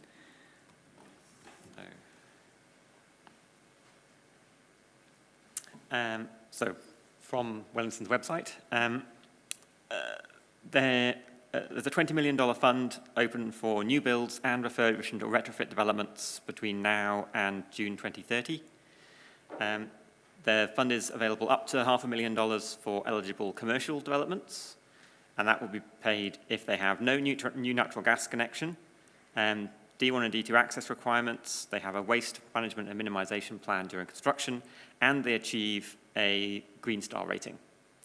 So they've internalised the New Zealand Green Building Council certification and said that if you achieve a 4-star Green Star rating, you can receive up to $2,500 per square metre of construction, and that's $3,500 for 5-star, and it's $5,000 for 6-star. And they have a similar system for homes. So if you're building housing, there's up to $2 million available for residential developments, but you have to build at least 10 units, so it's only for larger scale housing developments. And then again, they've internalised the New Zealand Green Building certification by saying if you build a 6 home star, you can have $10,000 a unit. If you build a 7 Homestar, you can have $15,000 a unit. And if you build an 8 Homestar or a Living Building Challenge, which is one of the alternative methods, you can have $20,000 a unit from the fund. So they do cap the amount you can get? Yes. By the star rating? By the star rating and by the number of units or the area of the building. Thank you very much. That's been very informative. Thank you, Mr. Chair. Thank you. Just to clarify, John, I think you introduced the report saying that you were looking for some direction around where to next. Through you, Mr. Chair, yes. I think what we've tried to do is summarise the options and the implications of those options, and if the committee are wanting to give us some direction in terms of any of those recommendations that you would like to see operationalised, then we're certainly obviously open to that direction from the committee. Great. Thank you both. That is the end of the questions. Oh, sorry, it just popped into the queue. Councillor Naylor. Sorry, Mr. Chair, my questions relate to the additional recommendations that you've flagged. Did you want to speak to them first, or can I ask a question that relates to that? Why don't we get them on the screen, and then we might need to invite you back at Okay. that stage, but yeah, thank you.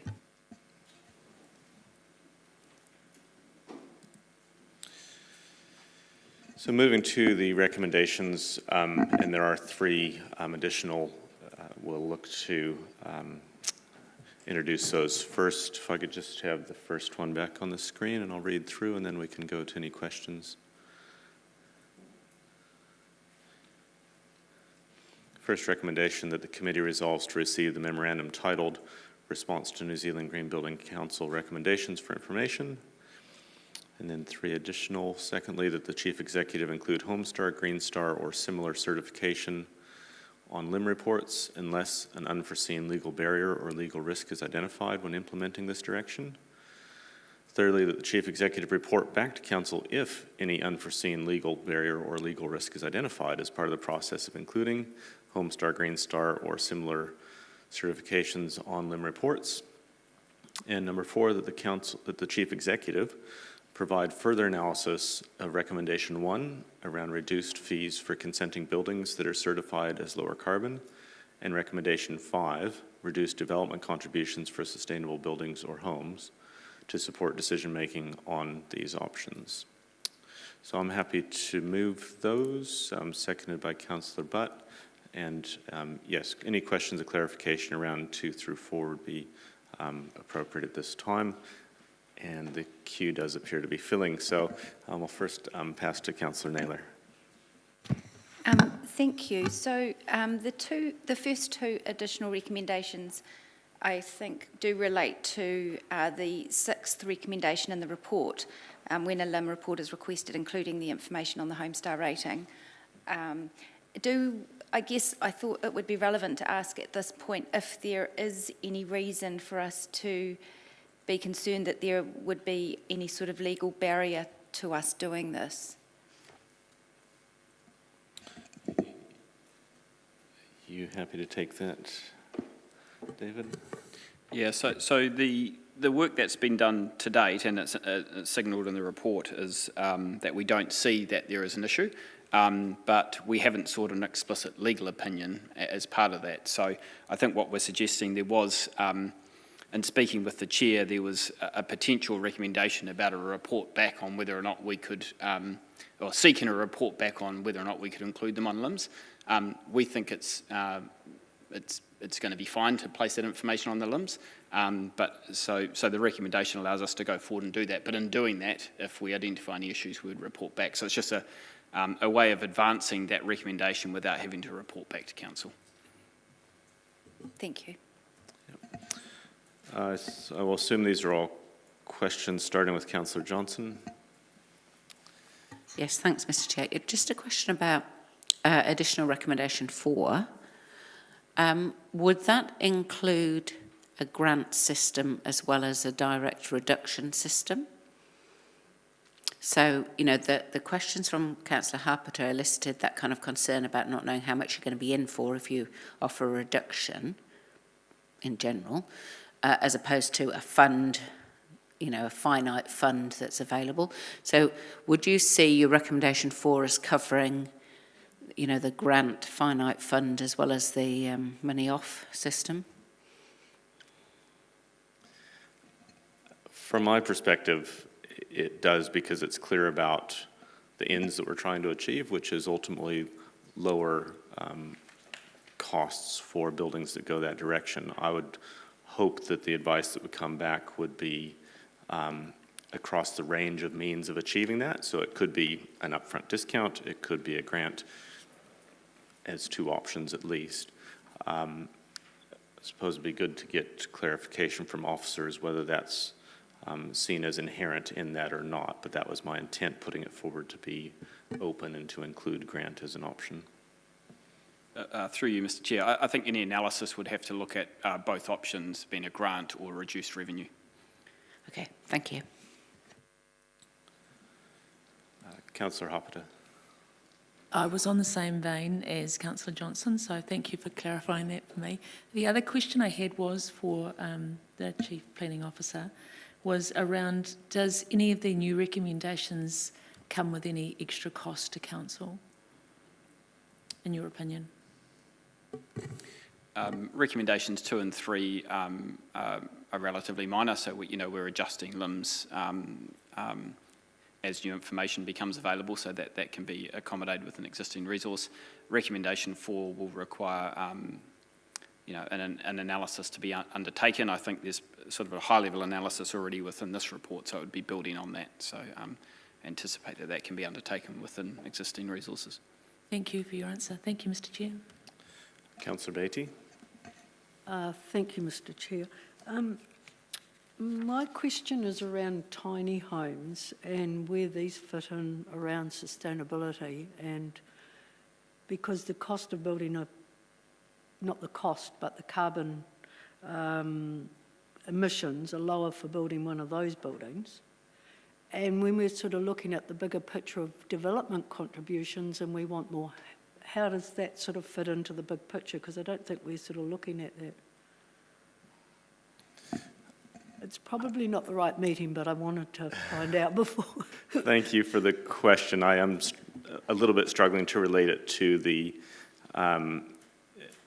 recommendations. It seems more to the report rather than the recommendation. Well, it's more going to item 1, because it's referring to item 1 and the consenting, the development contributions. Through you, Mr. Chair, I can provide a brief comment if that's useful. Yes. So one of the challenges, and I think it's touched on in the report, is development contributions are paid for at subdivision, typically. So when a subdivision is done, we don't typically know the type of house which is going to be located on the site. There's a whole lot of good reasons why we collect development contributions at subdivision, because the cost then sits with the developer rather than being passed on to the future homeowner. But what I can say is, as you'll know, the district plan provides for minor dwellings now, which are, I think dwellings below 80 square metres is a second dwelling on a site. So if somebody does that, they do get a small discount on their development contribution. So the way it works is an 80 square metre dwelling pays 80% of the development contribution. But it's very difficult to kind of preempt every type of house that's going to be built on a section before it's at the time of subdivision. Okay, thank you. Thank you. There don't appear to be any further questions in the queue, so I think it would be appropriate at this point to move to comment and ask for any comments from elected members.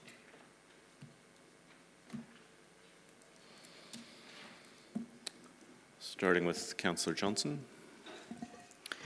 Thanks, Mr. Chair, and thanks for putting these additional recommendations up. I think this has been a useful look at how we might make some positive changes, I suppose, to encourage better building from a green perspective through our own processes.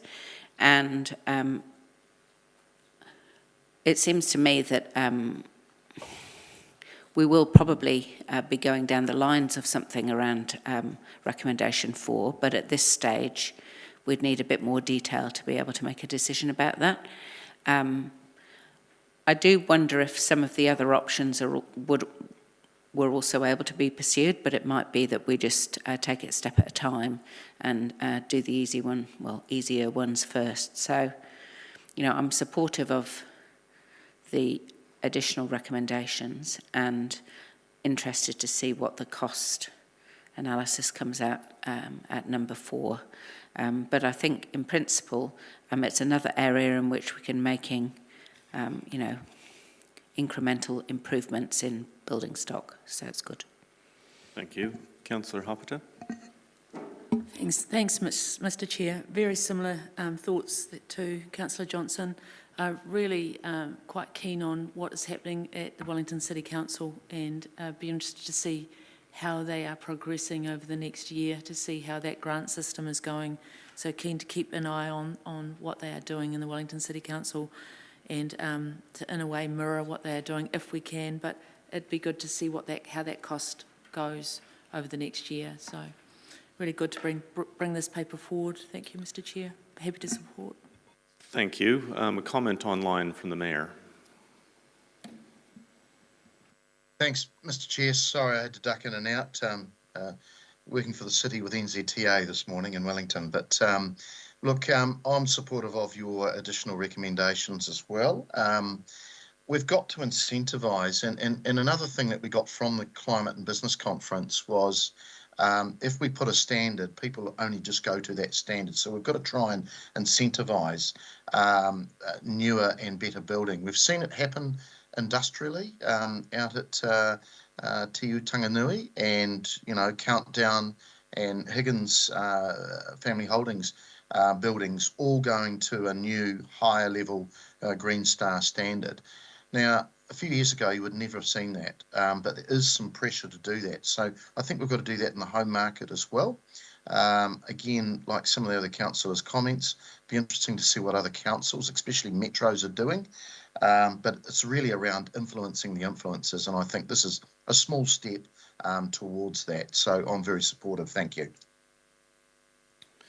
Great, thank you. And just by way of wrapping up, thanks to the officers for putting in the work to bring this to us in quite a timely fashion, and thank you to the Mayor as well. It was, I recall, a few conversations ago about encouraging us to get the Green Building Council into the chamber, and it has been really good to see their presentation, what they're achieving across the country, and the kind of opportunities that we could look at locally, and it's nice to just have that moving along. I think in terms of acknowledgements, I think it was Councillor Johnson that actually prompted the report that has come to us now, giving us some practical ways forward, and we do have some low-hanging fruit around just getting the limbs updated, and I think there'll be an interesting conversation around the analysis around how we actually incentivize from there on in. So thank you all for those comments and getting us on this journey. It's a really good position to be in, and with that, would invite a vote.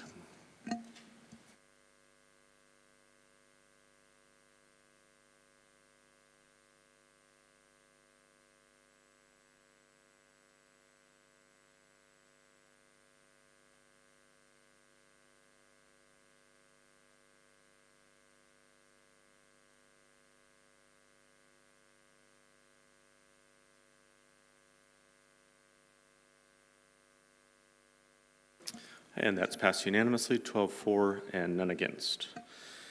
Moving on to item 11, the progress towards actions on the Waste Minimization Management and Minimization Plan 2019, and would invite Bryce Hosking, Acting Group Manager, Resource Recovery, and Natasha Hikmat, Activity Manager, Resource Recovery, to the table. I believe you have a brief presentation as well. Thank you, Bryce.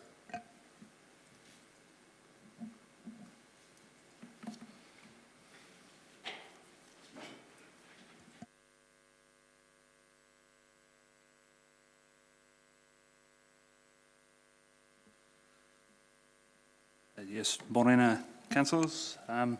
We do have a quick sort of presentation, a couple of slides to really give a summary to the report. We'll consider it read in terms of the detail, but we thought we would give the highlight reel. So back in the 2019, when we did the last WIMP, we, as many of the councillors here will know, we set a target of 48%. of waste to be diverted from landfill to be achieved by 2025. Currently, as of, and at that time, I guess notably, we had a baseline of 36% diversion. So currently, as of 30 June, just gone, after doing a in-depth waste assessment, we're currently at 39%, which, given the huge amount of disruption over the last few years, is a pretty positive result. Not only have we had COVID during those times, especially the first one, we ended up having to cease some services when we did the first major lockdown. But also during this time and over the last few years, there's been a real boom in construction, which obviously was, whilst we had some assumptions about that 3 or 4 years ago, you know, that it's suffice to say that has exceeded expectations during this time. So a couple of highlights from the report, some key successes. So as I said, we have actually had an improvement or an increase in the amount of waste being diverted, which is fantastic. We've introduced a couple of new recycling options for the community. So liquid paperboard, which is your oat milk cartons and things like that. And also tyre recycling, which was a long time coming. And both of those, we're pleased to say both of those services have had a really positive uptake, which is fantastic. And also, we have successfully launched the Resource Recovery Fund, which we have spoken about previously, but that had a really good uptake. And pleased to say we had really good applicants that we were able to work through there and use that fund efficiently. Something to note is there has been an extensive consultation undertaken from the Ministry to inform the new New Zealand waste strategy, and there's been a lot of consultation, things coming to us that we're having to work through, some of which we've spoken to Council previously, but really there is some pretty strong signals that we will have a better idea of in late 2022, but there's some real strong signals that there's going to be some changes coming to the industry. We can expect some additional services to be potentially mandated or very strongly advised to us. And the example we used in this slide was curbside food scraps. So whilst that specifically won't come as a surprise in terms of we are doing an investigation this year, as Council will be aware, into what that would look like, it does mean that there is a lot to be considered. Both in terms of resource to actually collect it from the curbside, but then also what do we do with it? So currently when it comes to our composting and green waste and things like that, there's an optimum mix, if you will, in terms of creating the compost. If we were to quadruple the amount of food scraps coming in, what would that actually mean for us? What would that service look like? So all of these things really will need to be a major focus of the resource recovery team in the next year or so to really try and unpack this and actually have a pretty accurate gauge of what that will look like to inform the next LTP, which I guess leads on to the third major point here, which we have made the decision to do an early review of the WIMP, and primarily that not only will allow us to actually respond to some of these changes in a timely manner, but actually align it to the LTP process as well. So if there is going to be resourcing considerations and budgets and some decisions from councillors' perspective of what you want to be introducing and how, it actually allows us to align that better and put some budget lines in the LTP, which I think is really important. And I did say it was a couple of slides. I literally meant a couple of slides. So happy to take any questions from here. Great, thank you, Bryce. Anything, Natasha, you wanted to add before moving to questions? Great, thank you. I guess an initial question from me, and you alluded to it, we're making progress, but we've got the target sitting there, and it's only 3 years out. Is your assessment that we are on track at this point, or is that fundamentally part of the rationale around relooking at the plan and lining up with the LTP? We have made progress, but I think it's fair to say we're halfway through the time frame and we've sort of only diverted maybe a third of the target. So things have definitely been a bit slower than anticipated. many of which is outside of our control. But that being said, I think there's some key levers that we'd be looking to pull. And for instance, the food scraps side of things, as we signalled in the last WIMP, 4%, as Natasha's signaling to me here. So potentially out of that, that is one of those major levers that we could be looking to pull that will make a huge difference in this space. Depending on when we were to implement that, I think we'll go a long way towards whether we are reaching that goal by the time frame or not.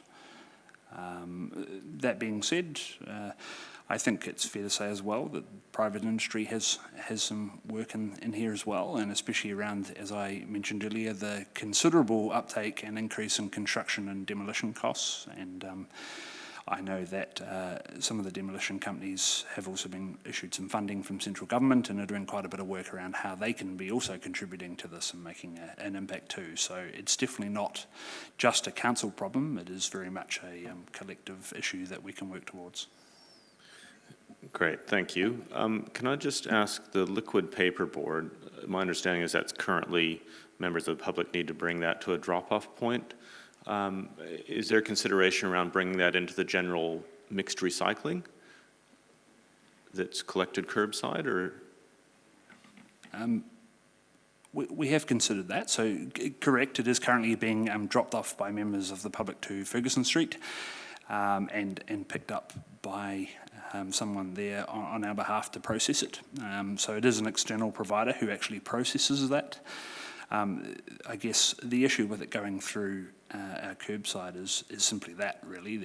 We're not the ones actually processing it there as well. The external simply picks it up from a point and they go and they turn it into ceiling tiles and sort of jib alternatives, which is a pretty cool outcome, but ultimately we're not the ones doing it. And if it was to go through curbside, I guess the major risk is it could get contamination, really, a risk there, which ultimately at the moment it needs to be fully washed out and flattened, and there's sort of, I guess, a bit of a threshold for contamination, and I guess we're just not confident that if we were to collect that curbside we would be able to meet that, so we might actually inadvertently have to, start sending some of that to landfill, which wouldn't be an ideal outcome.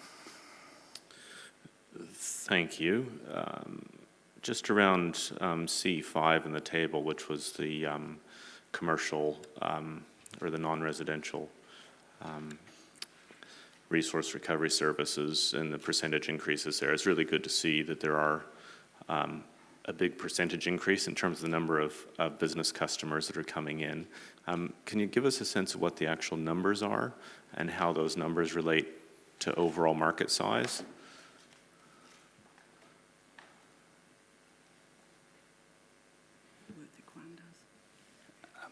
Whilst we have been doing quite a bit of work in this space, we don't have those figures on hand, so we'll have to come back to council, but we should be able to provide those pretty quickly for you. Thanks. So just to clarify then, there has been an analysis of market size done, and we understand how many potential businesses could come on board?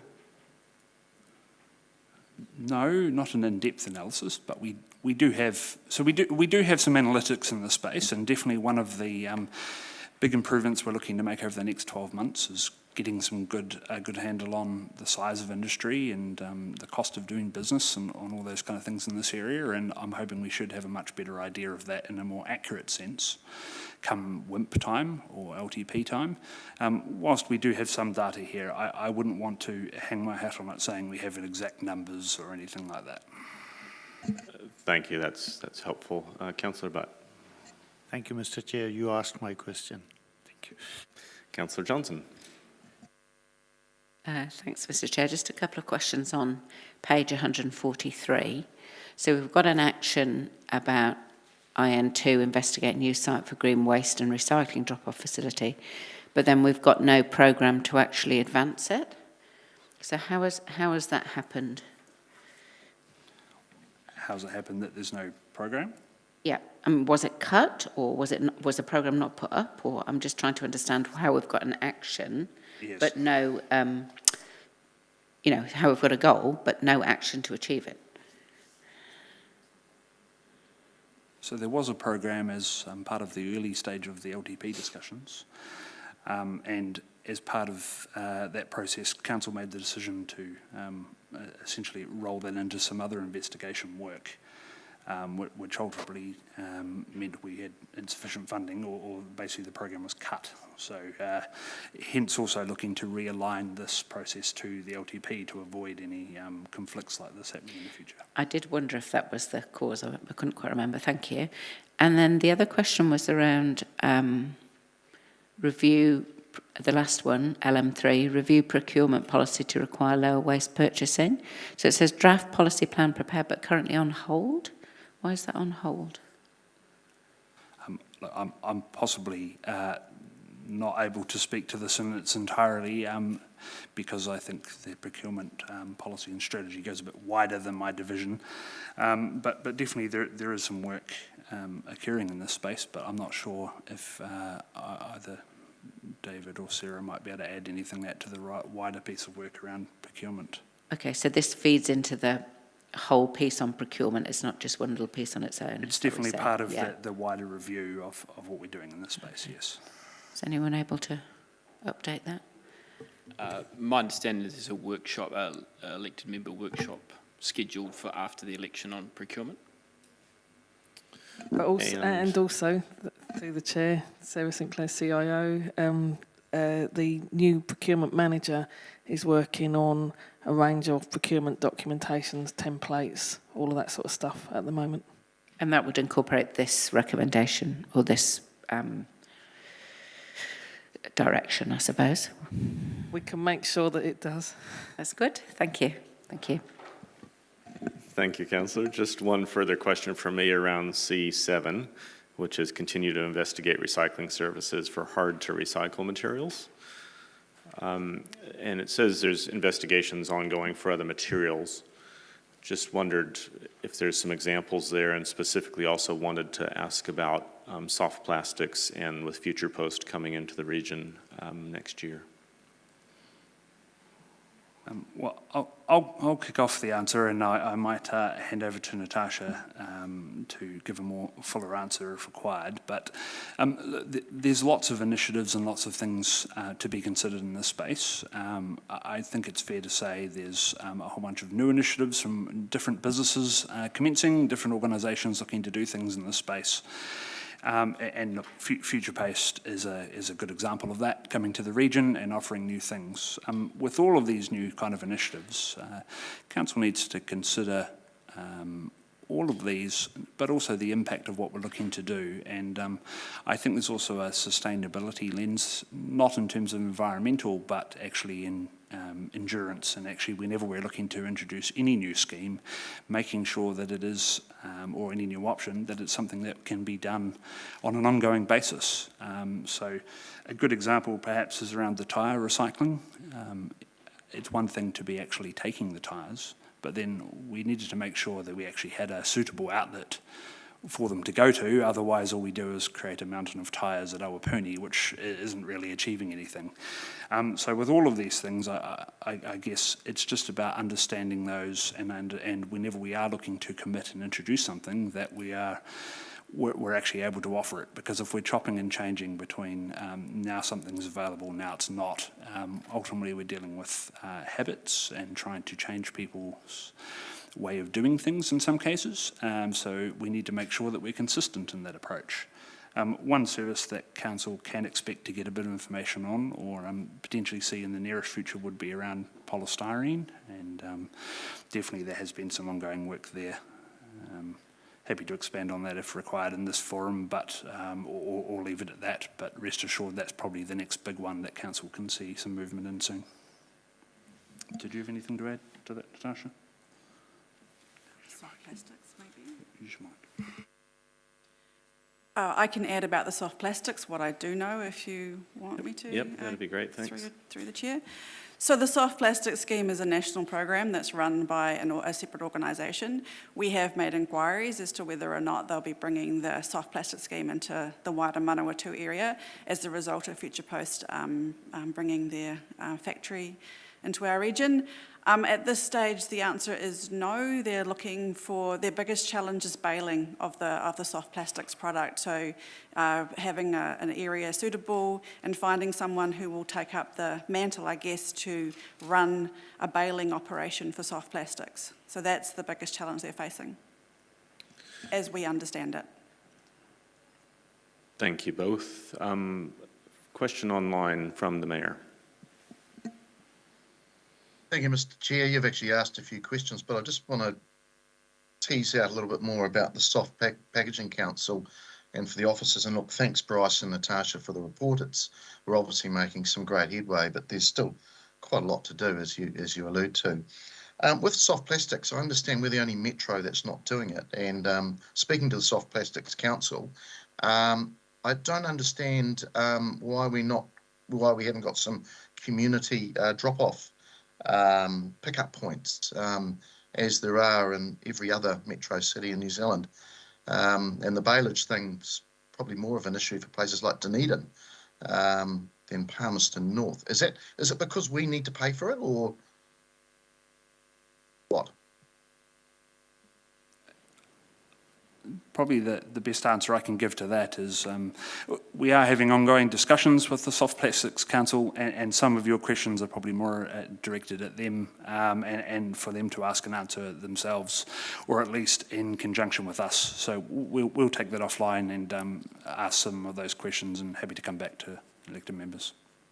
Thank you. I'll do the same. Just on the hard plastics, again,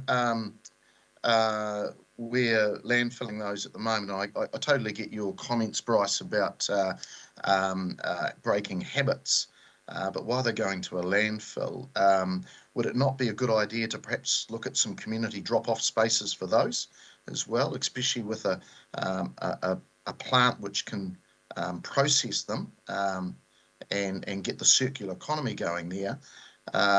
Is there any plans for that? As I mentioned in an earlier answer, there are opportunities and there are initiatives and different organisations who are approaching us around these things. And look, it's not to say either way, really. I guess the best answer I can give is we are investigating those accordingly. And with that comes the infrastructure. There is also a bit of a phase-out process to be considered as well. For instance, there's been signals that certain kinds of meat trays and the likes will actually slowly find their way out of the economy, which should hopefully help to not only deal with them once they're already in the economy, but actually hope to remove some of them at the top end of the funnel, which will be quite useful, especially around 3s and 6s. I totally understand. Thank you. Just a couple more questions, Mr. Chair. Just around the polystyrene, could you just explain, perhaps, or if you can, at this stage, if there's enough info for elected members, what you're planning there? We've been investigating options for polystyrene for almost 2.5 years now. It is actually quite a challenging space. We have a report, or we have a memo that I'll be presenting to Bryce hopefully in the next month or two about some options. In terms of what my recommendations of a way forward of how we could deal with polystyrene.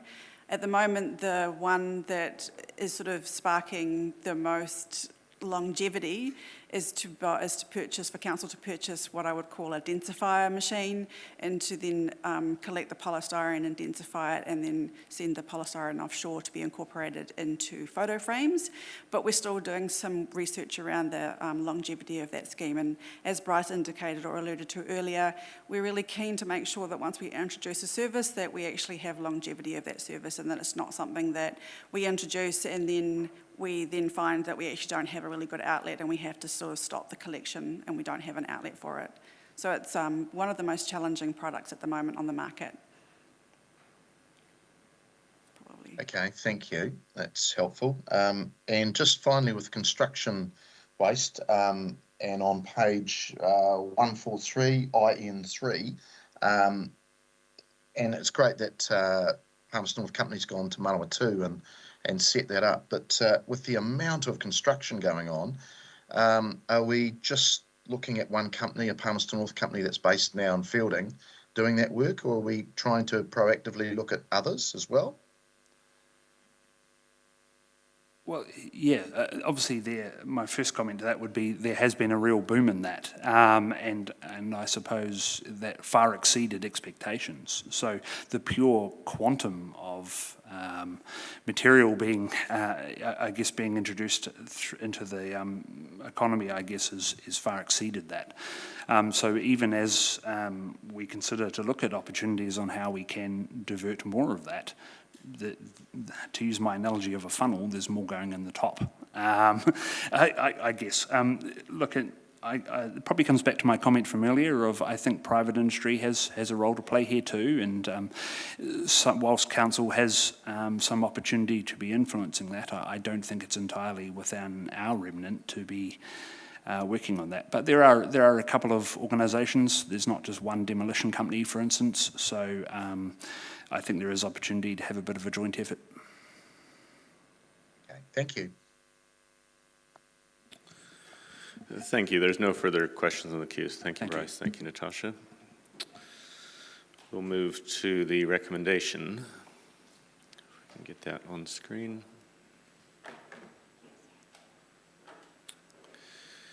Recommendation that the committee resolves to receive the memorandum titled Progress Towards Actions in the Waste Management and Minimization Plan 2019 for information, which I'll move. Seconded by Councillor Butt, and open for any comments. The Mayor. Thank you, Mr. Chair. Look, just want to acknowledge the officers. There's some really good work happening in this space, and again, I don't want to bring up the conference that we were just at, but this is some, what I call some relatively low-hanging fruit, which we can still do more on. I think we can do more on the construction waste side. Backing simply one company is, I think, problematic. We should be looking at multiple organisations that could work in this space. And I know we've been approached. So I would encourage officers to do more in that space. I get the views that we're trying to change habits and phase things out, but reality is this is probably around for at least a decade. Yes, supermarkets have dropped soft plastics, but there's still a lot in packaging. And I know that there's an ongoing process of dropping that sort of packaging, but you buy a kettle, you buy a phone, you buy a TV, it's got polystyrene, a lot more cardboard now, which is great, but also plastic. So the Soft Packaging Council, I know, want to set something up here, so we should be, again, encouraging that, and I'm going to personally push that along. With the hard plastics as well, I have a real issue chucking everything into the landfill when we've still got quite a bit we can do there. Council could have some community drop-off spots, without incurring a great deal of cost to us, if any at all. And with a plant being set up here, as the chair said, in the coming year, it seems mad that they got their feedstock coming from Wellington, Hawke's Bay, Taranaki, but nothing's coming from here, and we're landfilling it. So I get the issue around changing habits, but actually there's still some residual that could go out of the land. We could divert it from the landfill and into a reusable product. But look, great work. I think there's a lot of good stuff happening in the food diversion and waste side as well. So overall, a really good report, and happy to support it. Thank you. Thank you, Mr. Mayor, and would certainly concur and support all those comments. I think the additional element that I would raise is around the responses to Councillor Johnson's question, really urging officers to make sure that we're doing the best job of linking up what's happening in this plan with the long-term plan and investment side of things. They're both consulted plans that the community has input in, and therefore the community has expectations that both of those plans are realized. And so for that to happen, we need to have a really good cross-link between our budget planning and our waste management and minimization plan as well. So also want to acknowledge and thank the officers for the information in the report and a huge amount of work behind the scenes to lift that rate of gain up to 39%, and wish you well in the journey ahead to continue to increase that diversion rate over time. And with that, we will ask for a vote.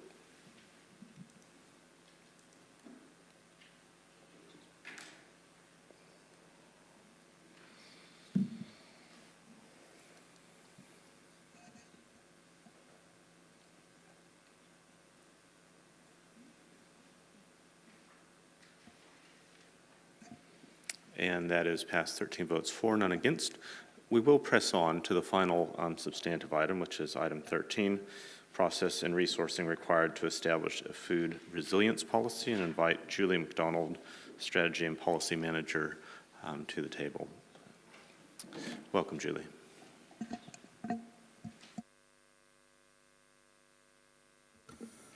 Thank you. Kia ora koutou. I'm happy to take questions on this report. Thank you. And are there any questions? Councillor Naylor. Thank you, Julie. My questions relate to the next steps and the 4 options that have been outlined, 2 of delivering that through external resource or 2 through internal resource. Just given the stage 2 and 3 detail in the report about what that entails, and also given the fact that there's a sort of 13-step process that's outlined in this report, do you have a view about whether that would be more appropriate to be delivered through internal staff versus an external consultant? That's an interesting question, Councillor. I'm not exactly sure how to answer that. I mean, I guess we would always try, I mean, generally we have a policy program that gets delivered internally. It costs more to do things through contractors.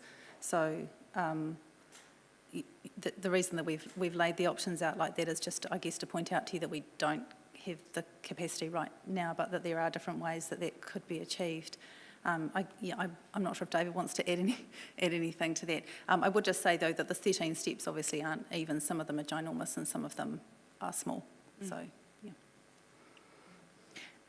Just further to that then, just that 4th option of perhaps reprioritising some of the current work, such as the new public art policy, is there a view about the importance of this work as opposed to perhaps some of those other pieces of work that perhaps could be delayed? I mean, I guess ultimately that would be a councillor decision. The difficulty we have is that the work program essentially gets established through the 10-year plan. So the 2 examples I've given there, one, the public art policy has begun work, so that would be, have consequences for that piece of work. The other, the gambling policy, due to COVID, we have got expired policies that are required by legislation to be reviewed. They haven't lapsed, but they are needing to be updated. For the gambling policies, I think there's a really good timing there to bring that to the new council. However, if we do our work program, I guess, from month to month through the chamber, then it is going to have consequences for other pieces of work. And sorry, final question, just the 3rd option in terms of reallocating resources at the end of the 2nd quarter, do we have any insight at this point about whether that's a possibility or likely? We don't at this stage, but what I can say is ELT looked yesterday at the August results, and yeah, there's certainly some financial results, and certainly there's some going to be some anticipating budget pressures this year, particularly with inflation and those sorts of things. So. Oh, so is that existing resource talking about money, not staff effort or capacity? That's correct. Okay, thank you. There's no further questions. Thank you, Julie.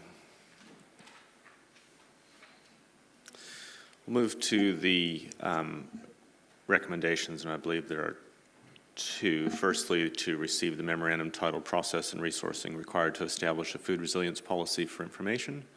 And secondly, that investment of $20,000 for development of a food resilience policy be referred to the annual budget 23-24 budget process for consideration. And those are in the names of Councillor Johnson and Councillor Hancock. Councillor Johnson, would you like to introduce? Thanks, Mr. Chair. I'll try and keep it brief since we're on lunch. I think it's been helpful to have an idea of what the costs and capacity are for doing this work. And I am keen that the work be done, but I don't think it's needing to sort of push other work off the schedule. So I'd rather refer it to a process where it can be assessed with other priorities along with the annual budget. And as well as that, I like the idea of it being consulted on during an annual budget process, because it came to us from a community group, and I'm very supportive of their expertise and understanding, but I think it's also helpful to know whether there's wider community support for it, and we would find that out through a consultation through the annual budget. So I'll be keen for it to be, at least in the draft annual budget, to be consulted on and to hear back from community as to whether or not this is something that we want to go ahead with. So I hope you would support this. Thank you. Thank you, Councillor Johnson. Before moving to the next comment, a comment from the Chief Planning Officer. Yeah, just to clarify, at sort of at page 147 of the report, we talk about the fact that the $20,000 would be to enable stages 2 and 3 of the policy. So $20,000 wouldn't deliver a policy; it would deliver stages 2 and 3, which is the initial assessment of the problem and the options with some community engagement. Thank you for that. Councillor Beattie.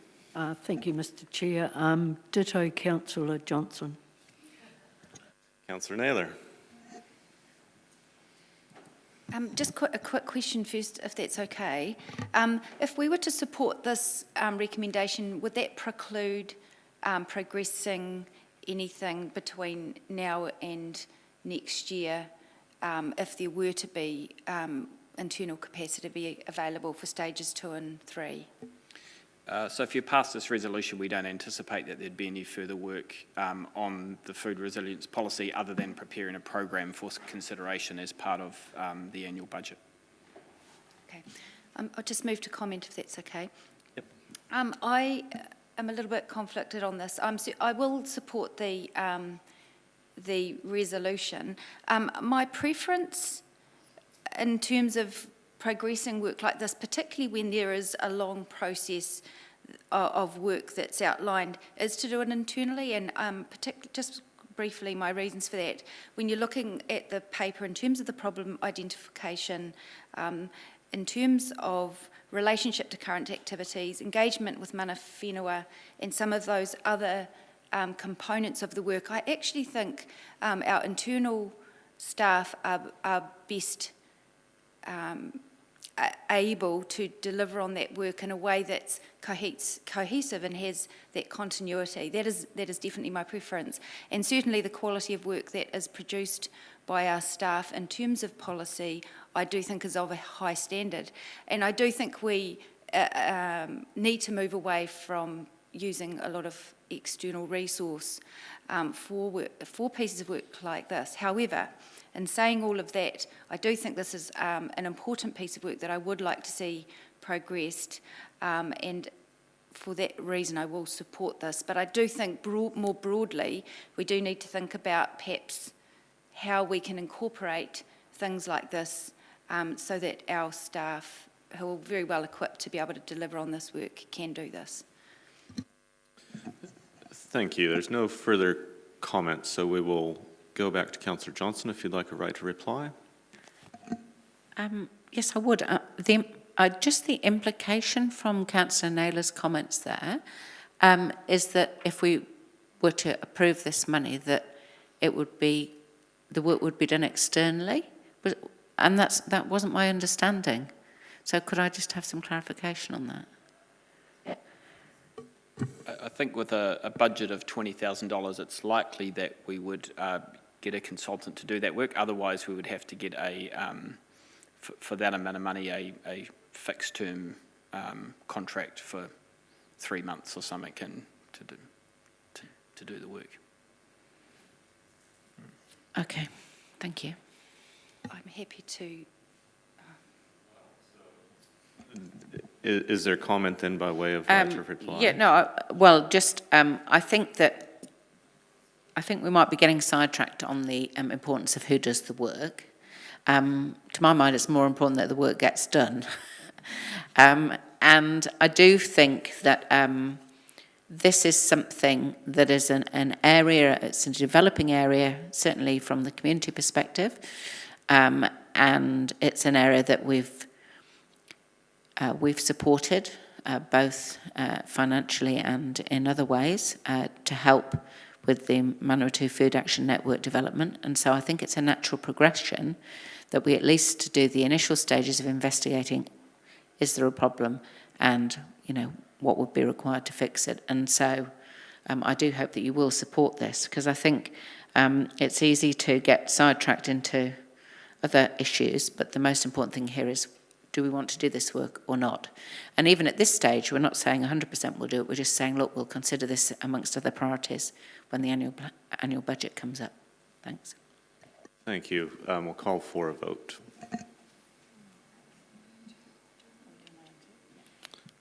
For 1 and 2 together, yes.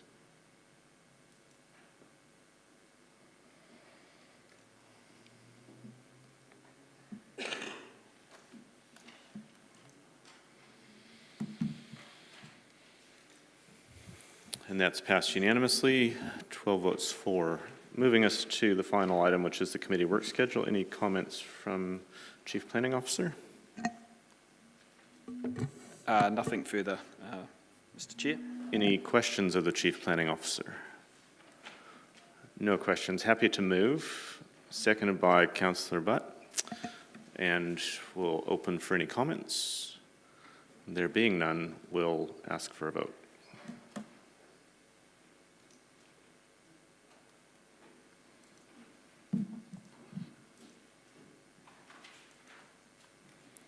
And that's passed 13 votes for and none against, which does take us to the conclusion of today's meeting and the terms. And I will just very briefly thank everyone that's been on this journey. It's been the first time that we've had an Environmental Sustainability Committee, and in particular, I want to thank Deputy Mayor Rutherford and Councillor Butt for being Deputy Chair, Mr. Fapu and Mr. Tarangi for being the voice of Rangitane, and Chief Planning Officer David Murphy. Before that, Cheryl Bryant is the management link, and the administrative support that we've had from Hannah and Sarah and her team as well. We have done a lot in this term. It's been great. Thank you for your contributions. Nō reira, ngā mihi nui kia koutou, ena mana, ena reo, tēnā koutou, tēnā tātou katoa. And with that, we will close at 12:09 and hand to the Chair of Economic Development to update us. Thank you, and we still have to start back at 1 o'clock, so you get a shortened lunch because we can't start, we have to be on time to start at 1 o'clock. So we'll see you, get a shortened lunch and see you back here at 1. Bye.